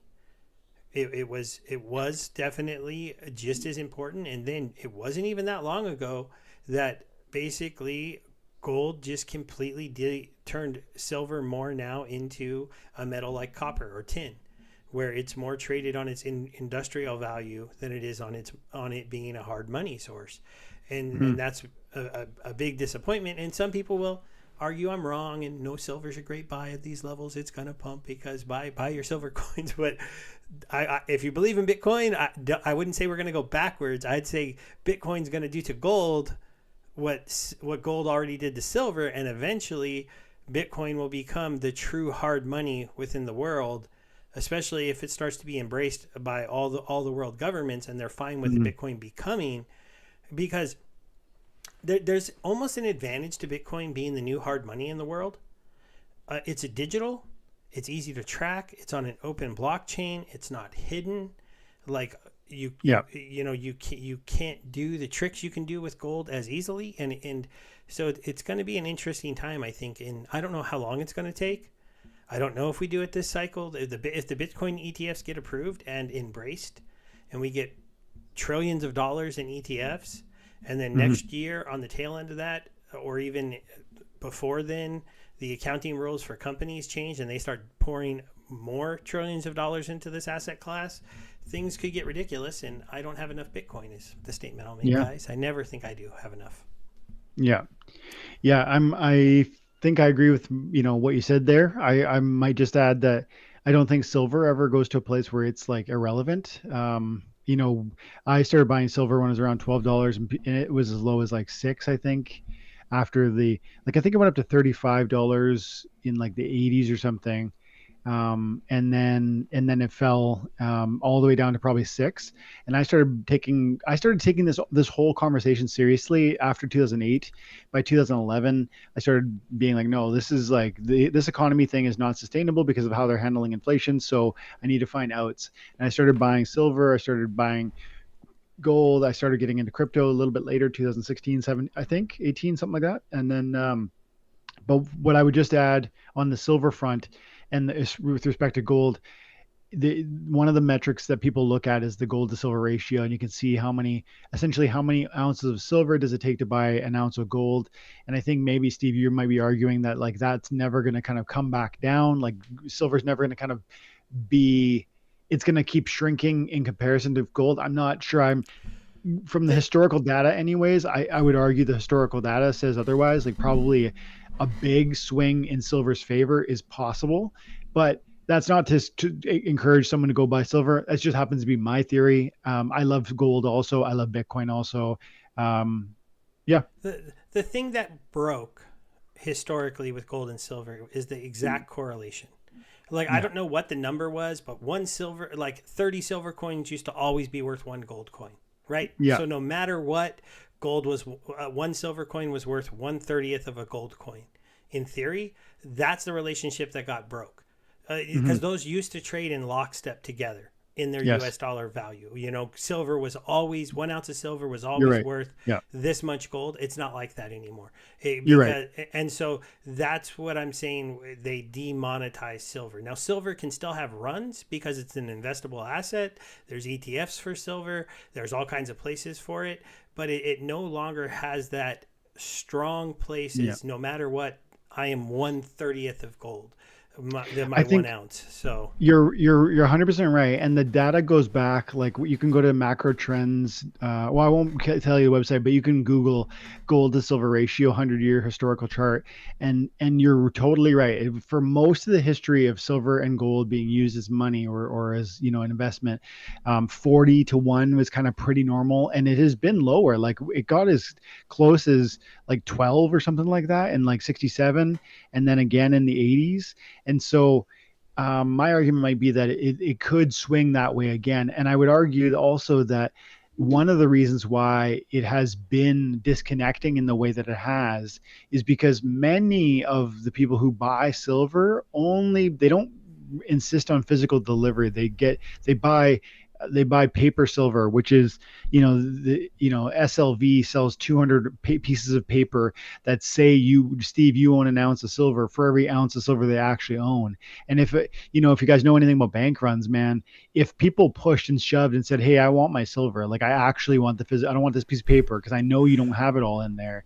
If that ever happens, you'll see the paper market disappear, and you'll see overnight a massive positive move on silver price, because there's no longer this artificial silver that's literally doesn't exist, paper certificates that are supplying the need for that demand. And I think that would be a recipe, and I can't prove to you that's going to happen, but if that happens, I feel like that would be a recipe for how we might see a return to I would think even a 20-to-1 silver ratio, but probably finding a median in that 40-to-1, and then eventually gold will have its day again too. And so I think it's probably up down. Do you know the current ratio?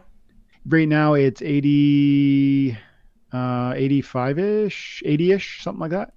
80-to-1 something. I would say though, if you believe a lot in Bitcoin becoming the new standard of hard money, yeah, be careful with betting too big on, I would say, gold or silver. Not that they would be terrible, because I don't think they'd ever be completely abandoned as an investment vehicle. But as the more Bitcoin is embraced as digital gold and the true hard money in the world, it almost makes gold not needed anymore. Now, it won't for everyone, because some people would say, but I can't hold my Bitcoin. I'd be like, well, you kind of can in a ledger, but you can't hold it the way you could hold a bar of gold. But at the same time, it's harder to travel with a bar of gold than a seed phrase. So sure is. There's give and take on that side that I think is always going to be a debate with certain. Can I ask you a question? What do you think about people talk about gold and silver as like a 1 and 2, and maybe we're having a conversation, maybe they're not so much anymore, maybe it's now Bitcoin and gold. Are you of an opinion that maybe there's another crypto that is going to be like the quote unquote silver of 50 years from now? Or is it more like a Bitcoin real, like what do you think about that? I really think that when it basically comes down to Bitcoin and Ethereum, and then there's everyone else. And Ethereum, though, I wouldn't relate it to silver, because Ethereum's play is not to be hard money. It's not. It's to be almost like the closest thing I could say Ethereum is it's the internet, but it's crypto. That is the internet. And it's people call it oil. Is another thing I've said, that it's not it's not hard money, but it's an asset that can be used for almost anything. I do think Ethereum has that shot, but I do think that the changing to the staking model hurt them a little bit. If they get their burn to make them deflationary, maybe that works, but it's always going to, in the true decentralized security aspect of their chain, going to forever make them not as secure as they were. And that hurts them a little bit from being even said in the same breath as what Bitcoin truly could be one day, in my mind. Yeah, I was wondering if you would say that about Ethereum. I think I feel the same way, but I know that a lot of people, and I even see it in the chat, was it Demore ETH equals Fiat 2.0. And somebody said earlier when I was mentioning ETH, it's not comparable. It prints infinitely, and I hear that, but I'm with you that there's something different with Ethereum with respect to how it's used. You can't. We've talked about Ethereum killers for years. People talked about how EOS was going to be defeated. How other pick your chain, Tron. People said Tron was going to. No one has touched Ethereum. No one. In terms of its adoption, in terms of its daily use. Yes, it's full of problems in terms of, the fees even, man. Like, oh, it's brutal. And it's gotten better, I guess. I don't use it enough. Like, maybe you could comment more appropriately, Steve, but like, has the staking at least helped that in terms of fees? No, fees didn't go down because of staking. Fees have gone down because we're in a bear market and the chain doesn't get congested as much anymore. So you can get transactions through for like a couple dollars nowadays in Ethereum. It can, like I said, in theory, the model of staking can eventually make it to where they burn more than they print, but they haven't fully converted. They started staking, but they haven't changed over to like the full next version of Ethereum. So we'll have to see if they can pull that off. But it'll never get cheap like Binance is or like any of the other chains are. But the main reason why Ethereum to me still sets itself apart is everyone else is kind of a copy of Ethereum. I mean, the only ones that aren't are maybe Solana, but Solana's not decentralized and then at all, so people are never going to look at that as a decentralized blockchain. That doesn't necessarily mean it's not a good blockchain, but until normies are all the normies are in crypto, the decentralized crowd of crypto isn't going to embrace a thing like Solana. ADA has said, like, some people think ADA is on par, but it just hasn't shown to be at all when it comes to like activity and investments and cash flows. So I don't think anybody's come to. Binance got as close, BNB got as close as anybody else from actually dethroning Ethereum when Ethereum gas fees were in the multiple hundreds of dollars and Binance launched.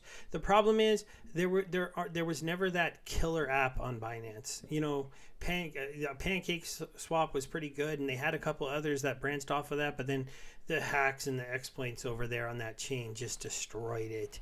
And it's still not a terrible chain, but can anyone out there give me one like knockout project on BNB?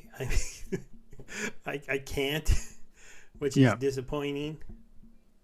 I was looking at the DApp Radar, or it wasn't DApp Radar, but I was looking at one of the websites that tracks transactions on the different blockchains, and I was astonished to see like some of the big names like EOS that were such at a moment in time had such a lot of attention, and yet have really like they're almost unused in comparison to even like, especially in comparison to Ethereum, but even in comparison to, like we get more like Splinterlands gets a crazy amount of transactions, and like Hive, it feels like Hive could be a real winner, and yet no one seems to really know about it. Like I know you know about it. I know the audience probably knows about it, but it's still so itty bitty. Yeah. I was just looking at the chat. We had Charles show up. I want to at least give him a shout out because you said hi to him, but we didn't actually do it on the stream yet. He came in to back you up on your silver play there. I haven't seen him, so that's a new chatter within our show. Stock Jockey is here as well, so I want to give a shout out to him. They're having an interesting discussion over there, kind of playing in off of what we're playing off. And I know we stepped in, but I did warn you guys we might go into this once Bebeomega took off. And it was a shorter town hall today with, not necessarily shorter, but like 45 minutes was just playing with land, which we can't really recap that. If you want to see it, you got to go watch it. I don't know. We're at an hour and a half. Is there anything else you really wanted to hit tonight? I think we've talked a decent amount about the macro stuff, a decent about the game. I'll give Aaron one quick shout out that I do need to redo the math on keeps and castles. I saw those comments. We weren't talking about land yet. Now that castles tasks keeps, castles are worth more plots than they used to be. I think it was like a 40 plots to one castle. Now it might be like 55 or something like that because they get the additional taxes from the keeps. So it's an interesting little play. I think we're both pretty bullish on what land can do here, but we're still in a holding pattern, right, at this point. Is there anything, are you ready for land? I would say that I'm still not, to be honest. I mean, I've got 550,000 DC. I think I'm just going to have to pare down my expectations with how I launch my land. Like I cannot fully launch them. I would need 1.2 million DC for the staking requirements, plus I think I have the cards to do that. Like but I probably would be hurting my rank play experience if I did that. I might have enough cards, but I don't have the DEC. And then there's other things too, isn't there? Like I'm forgetting some of it now, but I've created an Excel spreadsheet to start tracking this for myself.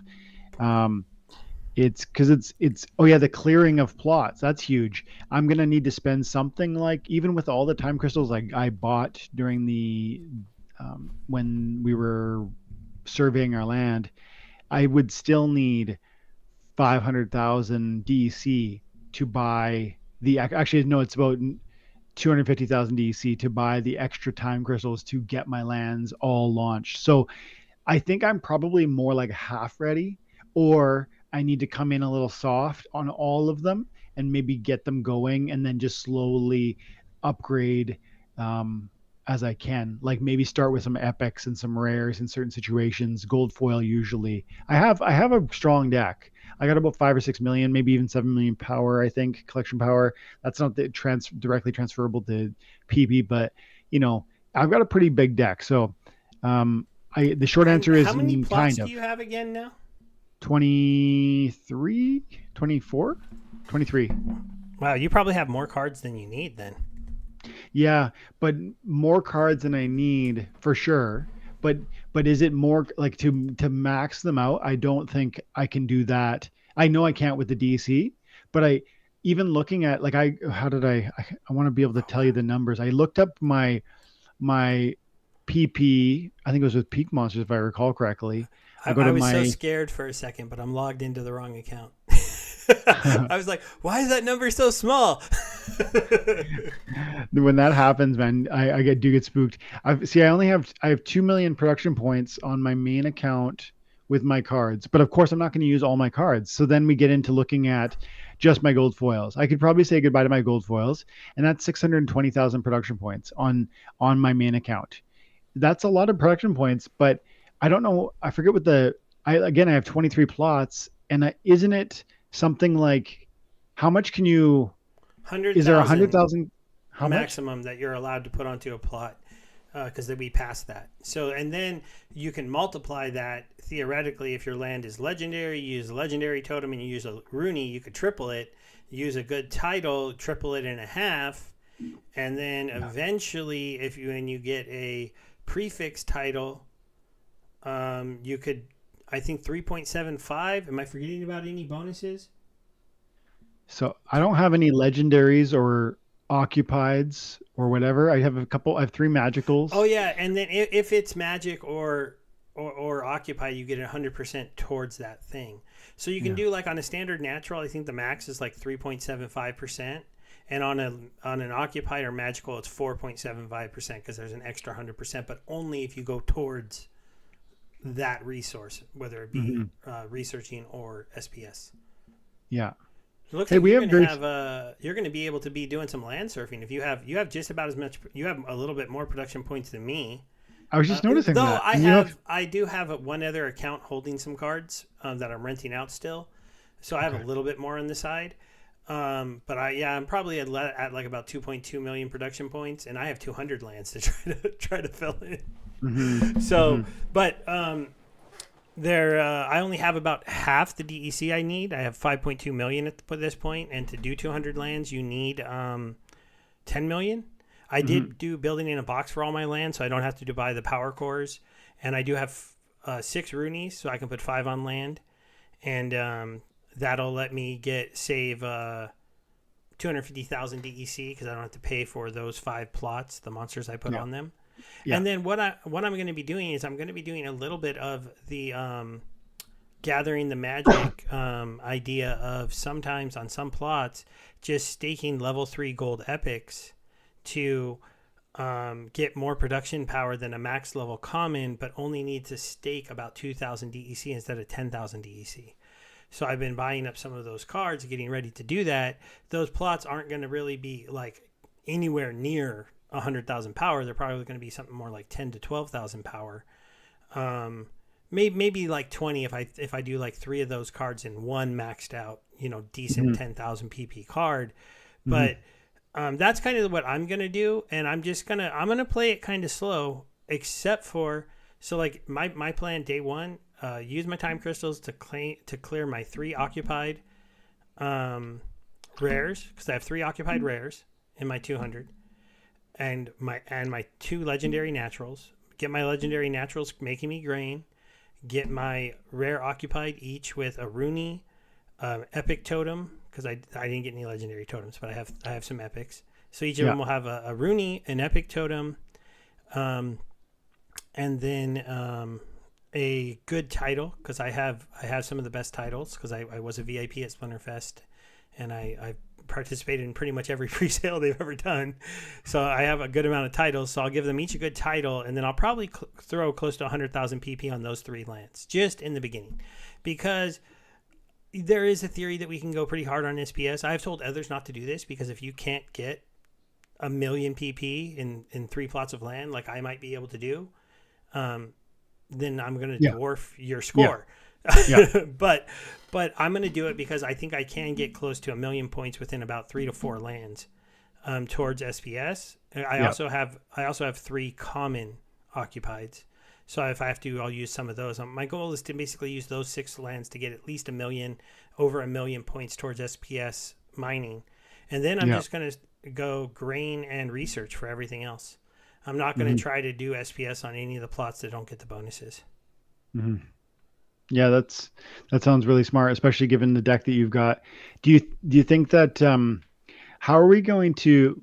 When is 1.6 going to happen? Because that's going to be when they do the grain market. So with the peer-to-peer grain market, right? Yeah, there is. We can trade grain peer-to-peer, and I think there'll be some third-party markets. Like I know Skylar technically has a time crystal market right now. You can buy time crystals on Xbot for they're selling for 0.77 or something. Like instead of 100 DEC for 1,000 or whatever it is, there's like a 23% discount right now on that market. Yeah. So, I think it's 100 DEC. 100 DEC is supposed to be 1 time crystal. So that means you're getting 77 time DEC for 1 time crystal is what you're saying. Yeah. Yeah. Instead of 100, you're getting 77. I forgot what it was for, but I know I saw 77. I just forgot how many time crystals you got for that. Are you interested in buying time crystals with that sort of a discount? No, because like I said, I'm going to play slow. All I'm looking to clear are my 3 rares occupied and my 2 natural legendaries. That's going to use up a lot of my time crystals, because I only bought time crystals on half of my plots. I didn't buy them on them all because, if I get my SPS mining really fast, and I plan to go research pretty heavy, but I'm not going to rush into it, because I don't think anybody else is. I don't think anybody else is going to be like, God, except for maybe Matt, time crystal clear all my magical epic, all my magical this and magical that, and get that all researching, because you can you do it. And then I'm just going to start clearing stuff. I'll probably then, after I do that, I'm going to take a look at where I might need to like clear 1 more epic natural, immediately to get my grain production where I need it to be. So it's going to be interesting. But what about future iterations and what time crystals are? I think time crystals are going to play a gigantic role in getting you ahead, not just at day 1, but at a future iteration, don't you think? And maybe like obviously when 2 comes out, if you need to make a refinery to be able to refine a resource, there's going to be a timer on that, and you're going to need time crystals. Yeah. But locking in a 23% discount for who knows how long, that's not a good enough savings for the opportunity cost of tying up that money.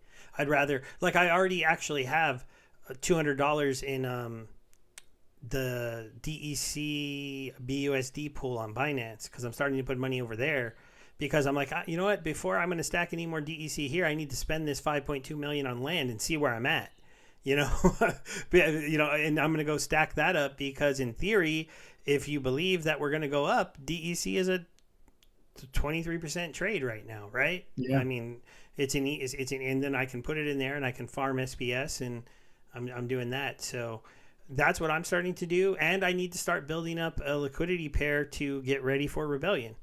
I don't know. I'm not going to go as big into Rebellion as I did in Chaos Legion, because that ended up being a mistake, I would argue. But I still need money for it. the sacrilege I'm thinking of doing, and I think you've already done this, is selling my kitty. It's not going to work the land because it's too valuable, and my Jotun is probably not going to work the land. The question is, do I want to hold those cards just for posterity? Maybe for tournaments, or do I want to sell them to be able to buy probably, I don't know, 4 to 5 max level Rebellion legendary cards? It's gonna come down to that. I'm gonna make my decision once we actually get a date on Rebellion. I'm hoping land comes out before Rebellion date actually comes out, because then that's when I think we could possibly see the card market at least stop going down and even start to turn around. Because but till then, I don't know why anybody would start buying cards, until they start seeing what they're making on land and be like, wow, I want to up this, and then go out there and start buying some of these cards up. Yeah, cards and SPS have turned down ever since just land delays. We were told end of August, and cards were ticking up. SPS was, I think, above 2 cents, if I recall correctly. And then 2.5 it made it to. Yeah. And then they were like, well, we don't really know when land's coming out. And my card valuation has dropped from 46,000 to 39.5. And SPS, of course, dropped, nearly half its value in that time. I mean, going from 2.5 to 1.5 is a huge difference. I wish somebody asked in the chat, like, why aren't you whales loading up on DEC at 744 Splintoshis? Totally. Like, I wish I could, but SPS at 1.5 cents is crazy. I wish I could buy 500,000 more of that. And, the cards have gone down recently. Are you saying that you don't want cards? You don't care about SPS? You know what I mean? Like, everything is at a discount right now. The question is, how much fiat currency do you have? And I think we all have a limited number. Yeah. That's, for me, is like, I would say I did load up a decent amount. I mean, I have 5.2 million, and I bought about 3 million of this recently. And to me, that's enough of a loadout, because land isn't going to, I'm not planning on time crystalling all 200 of my plots. So since this is going to be a slower build for me, and I'm not going to race other than the race I talked about, I'm like, I have to spend this before I'll buy more.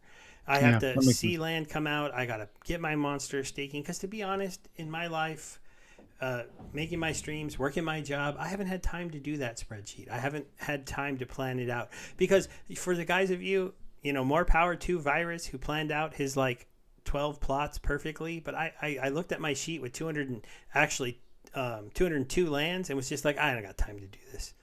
It's going to take so long when I can eventually just go into the game and clear a plot, select the 6 monsters I'd like to work on the plot, get them working, and be okay, move on to the next one, to the next one, which I'm going to have to do anyways. And sure, if you've got your list of what monsters you want to stake, you might do it a little quicker than me when it gets to that step, but it would probably take me 2 days to fill out that worksheet with all my monsters and trying to assign them to cards. And there's still going to be some play. I have to decide. I have a lot of cards that are kind of interesting, right? Like, what's one that is kind of interesting? Like this one. I have, well, no, that's not a good example. I've only got a single and one with 39 BCX. But no, the ones I have, here, I know which ones I have that are interesting, that I have to decide what to do. Let me pull this off so that I could do this right.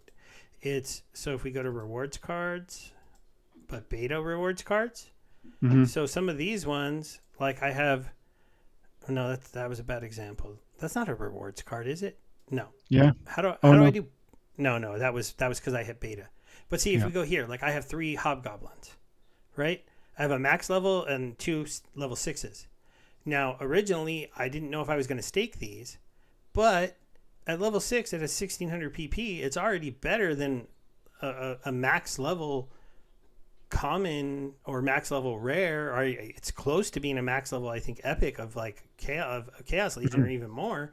So maybe I just leave these guys at level 6. I had originally been planning to try to level them up, but I have that. I've got a level 3 Lord Arturius. So Yeah. I still need to maybe see if I want to sell this guy or if I just want to stake him at level 3. There's still some decisions, and I don't want to make these decisions now because card values have gone too low. Like here's another What one. about the Mushroom fact that Seer. What about the fact that you mentioned card values have gone too low, but DC being at 750 Splintoshis, if you were to pull the trigger on that kitty sale right now, like I was looking at it on my end here, and you like you'd have to undercut somebody. There's somebody who's selling theirs for 2,555. So, but that's right now, that's 3.6 million almost DEC for that sale. And if you undercut him at like $50 maybe to make the sale happen, 2,500, you're probably still talking 3.4 or something million DC. And you're right, the price of that card is lower than when I sold it for like 3,000 or 3,300 or whatever it was. So the price has gone down, but not a ton compared to the rest of, like, Chaos Legion packs were $3 or something back then, and maybe more, and now they're $1.20. You know what I mean? Like some of the other. So I'm asking you, like, wouldn't it be maybe financially better to put the DC in your pocket with a card sale like that, one card sale, to then unlock, I don't know, how like 2,500 could buy a lot of Rebellion packs, or even a lot of Chaos Legion packs, and transform, the PP that you get. You already have enough PP, but do you think about it from that angle at all? I think about it selling it to get the DEC because, like, look, you can make an argument: sell the Jotun, sell the llama, sell the Jotun llama kitty, put together probably around 5 million DEC between those 3 cards, or maybe a little bit more. Have everything that I need to get my land going, and take whatever's left over and put it into one of the liquidity pools. Yeah. And then I'm just earning yield on those instead of using them as cards. And I probably will make that move. I'm just playing I'm playing a little game that might mess me up here, but I think there'll be a window when land goes live where people come in and they scoop up some of these cards, and it then pushes the value of the cards up, and then I can sell the kitty for around $3,000 or $4,000 instead of selling it at this price. Now, if DEC moves all the way up to peg when land comes out, then I made a mistake, but I don't think it will. I think it'll lag behind a little bit. Interesting. So I'm playing that kind of game. I know I have to time it right, but I've played this game in the past, and I'll let you know when I'm selling these. But I don't think right now is the right time. Yeah. I feel like, and it's only because when I look at the market, there's that other guy selling his right now. I want that one to get bought. I want it gone, because as soon as that one's gone, I can instantly list mine for like 3K. I think, right? And so then, if his sells tomorrow, then I can list mine for 3K. And now, instead of getting what you just said, add another, $500 worth of DEC, which is almost 700,000 DEC. So, there's just like I want to time those sales a little bit better, and it's really, though, because the money is more for Rebellion than for land. I think I think if I need more DEC for land, I can bring another $2,000 or $3,000 into the game if I really wanted to. I that's within my means, and that's about all I would need at the current DEC prices. But I need it to be here and see if I need that much more, because there is a strategy that is very easy. I mean, I just stake cards like this. These are low level creepy newses, and they're still decent production points, and I just don't have to pay that much to stake those cards, and they're gold, and I can maybe combine these cards when I do it, but still that's 1,000 PP card that'll be like level 6, and then you don't have to pay as much DEC to stake those cards. And I may be using that strategy, and letting people know about it isn't great for the whole let's stake X billion DEC into land, but it's just the reality of what they've done by the bonuses they've done to the old cards. They've given us a chance to do that, and I'm going to take advantage of it to a certain point. Because, I have all these cards. Here's another example where I have, one regular scared unicorn, one that's level 3, and a single. All of these are higher collection power than a standard Chaos Legion card, even the level 1 unicorn. So I used to plan on getting rid of those and combining those and trying to max level everything on every plot. I'm not going to do that anymore because I basically just came to that realization that that is just not really the right play, Mm-hmm. in my Yeah. opinion. Yeah, I'm with you. Like, and I would love to go. I would actually love to launch my land fully in the sense of like getting everything maximized. I'm tip top production because I value the production that's going to come out of that long term. But the thing is, this is not a black and white. Hey, do you want to launch your land perfectly well? And is that a good idea or a bad idea? It's far more complicated because there's a nuance of what you have to give up to launch your land well. How many of your cards that you might play with on a regular basis have to be then put into that to make that happen? How much extra money do you have to fiat money do you have to bring into DEC? How much extra time crystals do you have to acquire? There's just so many extra. And if I can come in and launch better than most people, which feels like a certainty, with even I'm looking on my screen with my alpha betas promo and reward gold foils, and I've got 300,000 production points just there. Like if I go kind of a little soft on, I think 10,000 PP per plot is still 230,000. That's just my alpha beta promo and reward golds. And I have these cards that they're not anything crazy. It's like a lot of, Pellicor bandits and Venari Heatsmiths that cost, a couple dollars back in the day to max out, like whenever they were lower. No, not a couple dollars, but you know what I mean? It was nowhere. They've gone up a lot ever since even just as we've gotten closer to 1.5. Yeah, and it's a game that we're all going to have to play. Like, I'm going to have to make decisions. Like, on a card like Ant Miners, I have a level 8, 10,000 collection power. Do I want to push that up to a level 9, or am I just happy with it leaving it as a level 8? And I'm sure you've got similar. And of course, like, if you look through my collection, I've never been a gold collector. I do have this little guy sitting here. He's a nice 5,000 PP card. But at the same time, for 5,000 PP, should I just sell him for $700? Because I could probably buy 5,000 PP with that $700 buy. So it's kind of an interesting one. Yeah, that's fun to think through because you're right. I haven't really looked at my card deck from that angle, but you're right. I've got some legendary gold foils, and I could pull the trigger on. Yeah, and it's kind of an interesting play because it's like you could stake it or you could sell it, but I think I just have a strong feeling that cards are going to go up in value when we can actually start staking them on land, because that's when people are going to start making these decisions. There's going to be a lot of people who are kind of like me and are like, I'm not going to do anything until it's here. You got to prove to me that it's here. You got to give it to me to play with. And at that point, I'm going to start making all my decisions.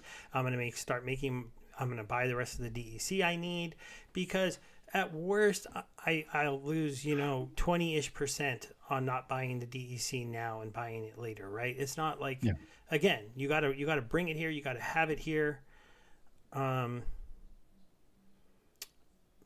Better luck with Zerial one, Steve. Why is he saying that? I wonder why he's bringing that up. I don't know where that came from. But yes, Zerial, I do need good luck whenever I play. But yeah, there's a lot of things to look into and figure out what you want to do. And like at the same thing, I don't want to go too heavy on card buying because I have all this Untamed stuff. And it's 2x production point. So, like, eventually I might want to put some of these cards onto land, just because they are, a maxed out 2,000 production point it beats out anything in Chaos Legion because of the 2x on that rare. So I want to stake these cards, but I can't until Rebellion comes out. So rushing, I just think will make me like end up with these Untamed cards I won't know what to do with when Rebellion comes out. So instead, I want to. I want to take my time, and I want to let the Untamed cards become an option to put onto land, because there's some of them that I have multiple copies of. Again, my kind of check is if I can get a card to 1,500 PP, then it's probably better to stake that card than to worry about doing anything else. So yeah, is there a filter for PP, like the cheapest PP? Oh, it gets confusing. The problem with the filter for the cheapest PP is it doesn't equate the maximum PP. Like, sure, a Chaos Legion common is the cheapest 1000 PP that you can get at about $3, but that's all you can get from him is 1000. He can't get any higher. Whereas if you're willing to spend $5, you can get like a legendary gold card possibly that has more power. Or here, let's look at the math really quick, right? So if you go to modern, let me change this to bulk because it'll be easier to see.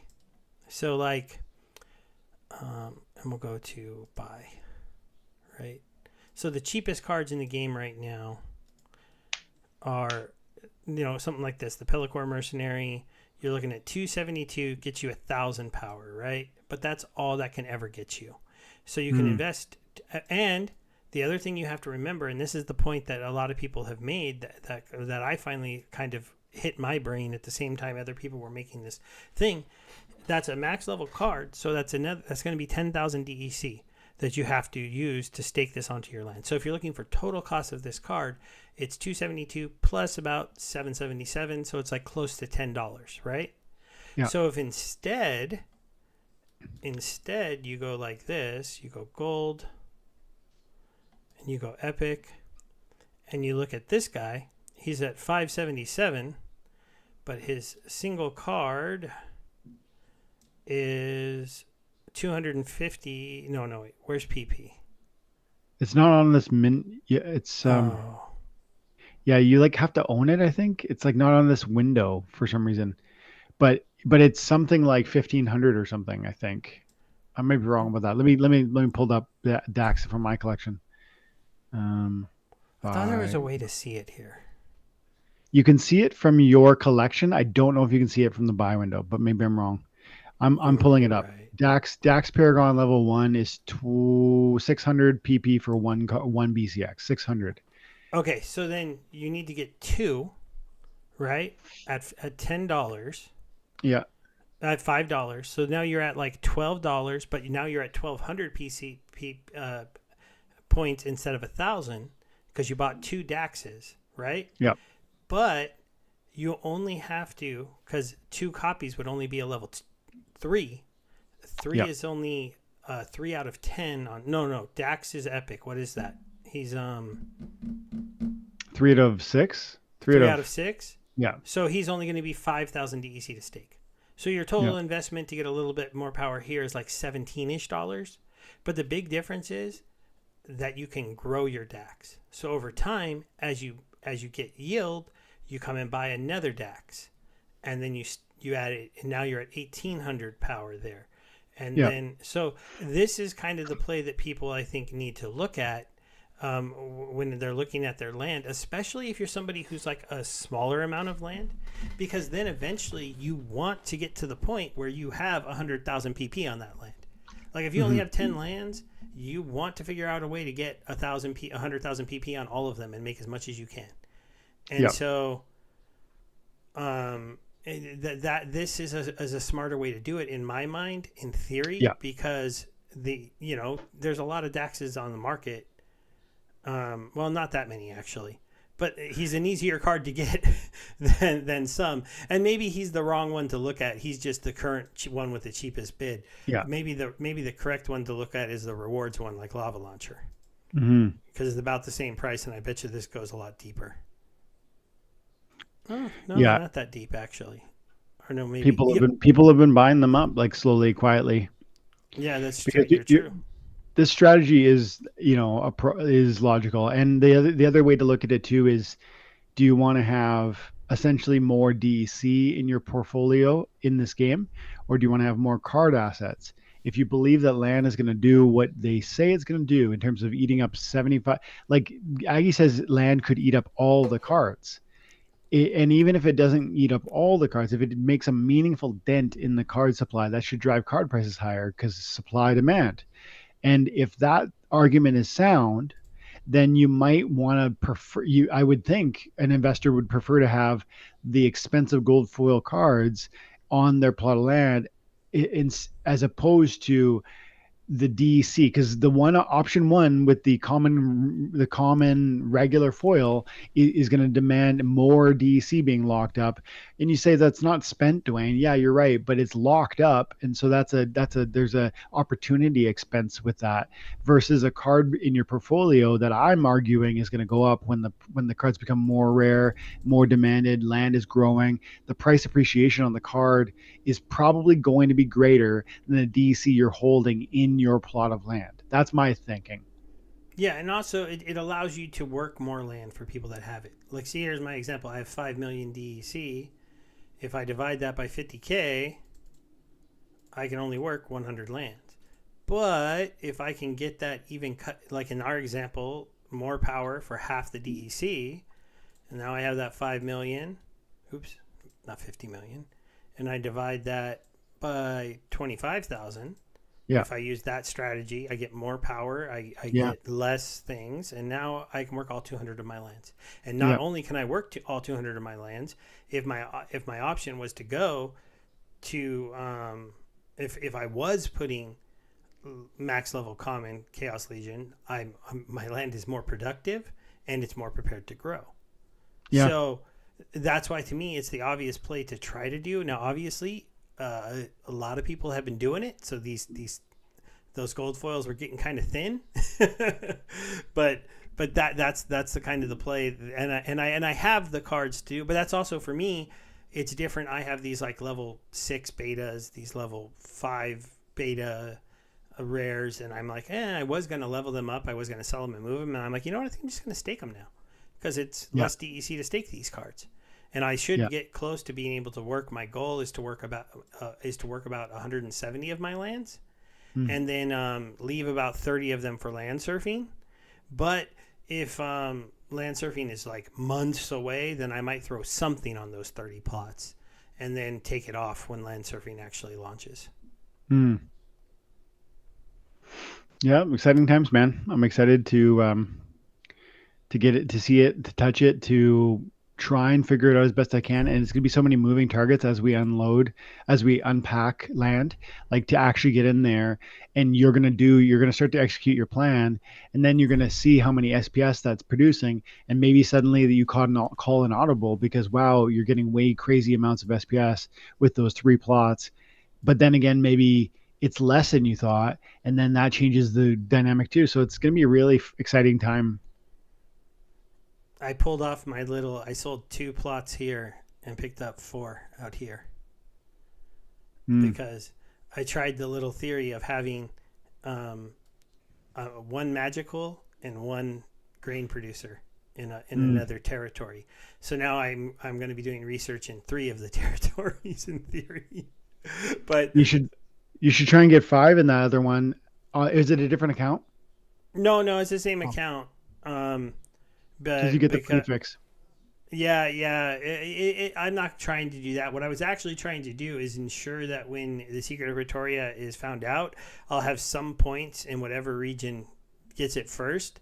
But I kind of stopped this plan when I found out where Matt was and Matt's plans, and I'm in Matt's region, the territory, and I'm going to go pretty heavy too. And a couple other people that I've talked to in that area are going to help Matt. So I'm thinking that I'm probably in the right one. Nice. Happy accident that I ended up my main one here. 98. If we back out, Matt's over here in this area. Yeah. This plot. So. Yeah. I did a video talking about how not all land is created equal, and I talked about how that is pretty important information if you want to get into the right region. And same with Gankland, and same with Area 51. There's certain regions or tracks that are like going to be special, and they're going to sell for premiums. But interestingly, you sometimes go to a garage sale in real life and you find a piece of like a record, or you find a piece of silver that you're like, they're giving it away because they don't understand what they've got. And the same thing will happen with land in those very prestigious regions. So it's interesting to watch the market even knowing that, and just watch it as people maybe sell not knowing. Yeah. I've actually had a theory that land 1.5, in between 1.5 and land surfing coming available, we could have a sell-off in land. And if you're somebody who only has a few plots and you want more, if you have some cash on the side, you might be able to pick up a few at those lower price points again, because there's going to be probably a few people that only have like 3 or 4 plots. They don't have any occupied land. They try to get a good SPS return on those, and they stake only like 7,000 points on their SPS farming, and then when they get their rewards, they're less than they were before, when they were just getting them dropped. And they're going to be like, what the heck happened? I thought I was supposed to get, I thought only 10% of land was going live, and I was going to get a 10x rewards on my SPS, and I got less than I got before. Because in reality, I think land's going to launch closer to like 40 to 50% live relatively quick, because I don't know anybody who's not planning to do around 40 to 50% of their land. The only person I knew that wasn't was Gank, but then he did Gank land. So now his region is going to go live at like 40 to 50% because he brought in all these other people, because he said he was only going to go about 2 tracks deep. And so most of the people I know are going at least half their land, and the smaller people are doing all of it. So I think we're going to be closer to 40, 50% utilization pretty early on. And I think that's going to shock a lot of people that their return is so low if they've only got 3 to 7 plots and they don't have, those alpha and beta cards, and they're just going to exit. They're going to be like, I'm just going to sell my land. It's live now.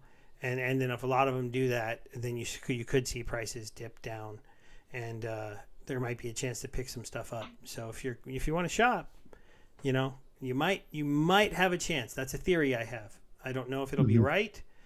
I hope I'm wrong, because if you've got 7 or 8 plots and you sell them before land at least 2.0 is out, you're probably missing the boat on the real value that this can drive into the game.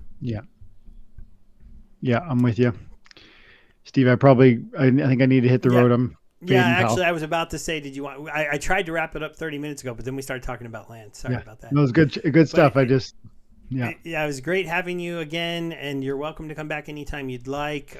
Definitely stay in touch, and thank you to everybody that hung out with us to the end tonight. You want to say one last goodbye to the chat? Thanks a lot, guys. Appreciate all of you. I see a lot of familiar names blowing up the chat, and I know Steve likes it. I like it. Bebeomega. It's great to be able to engage with you guys and talk about the things you're interested in. Thanks for having me, Steve. Bebeomega, thanks. Also appreciate you earlier. Look forward to coming back, guys. Yeah, same.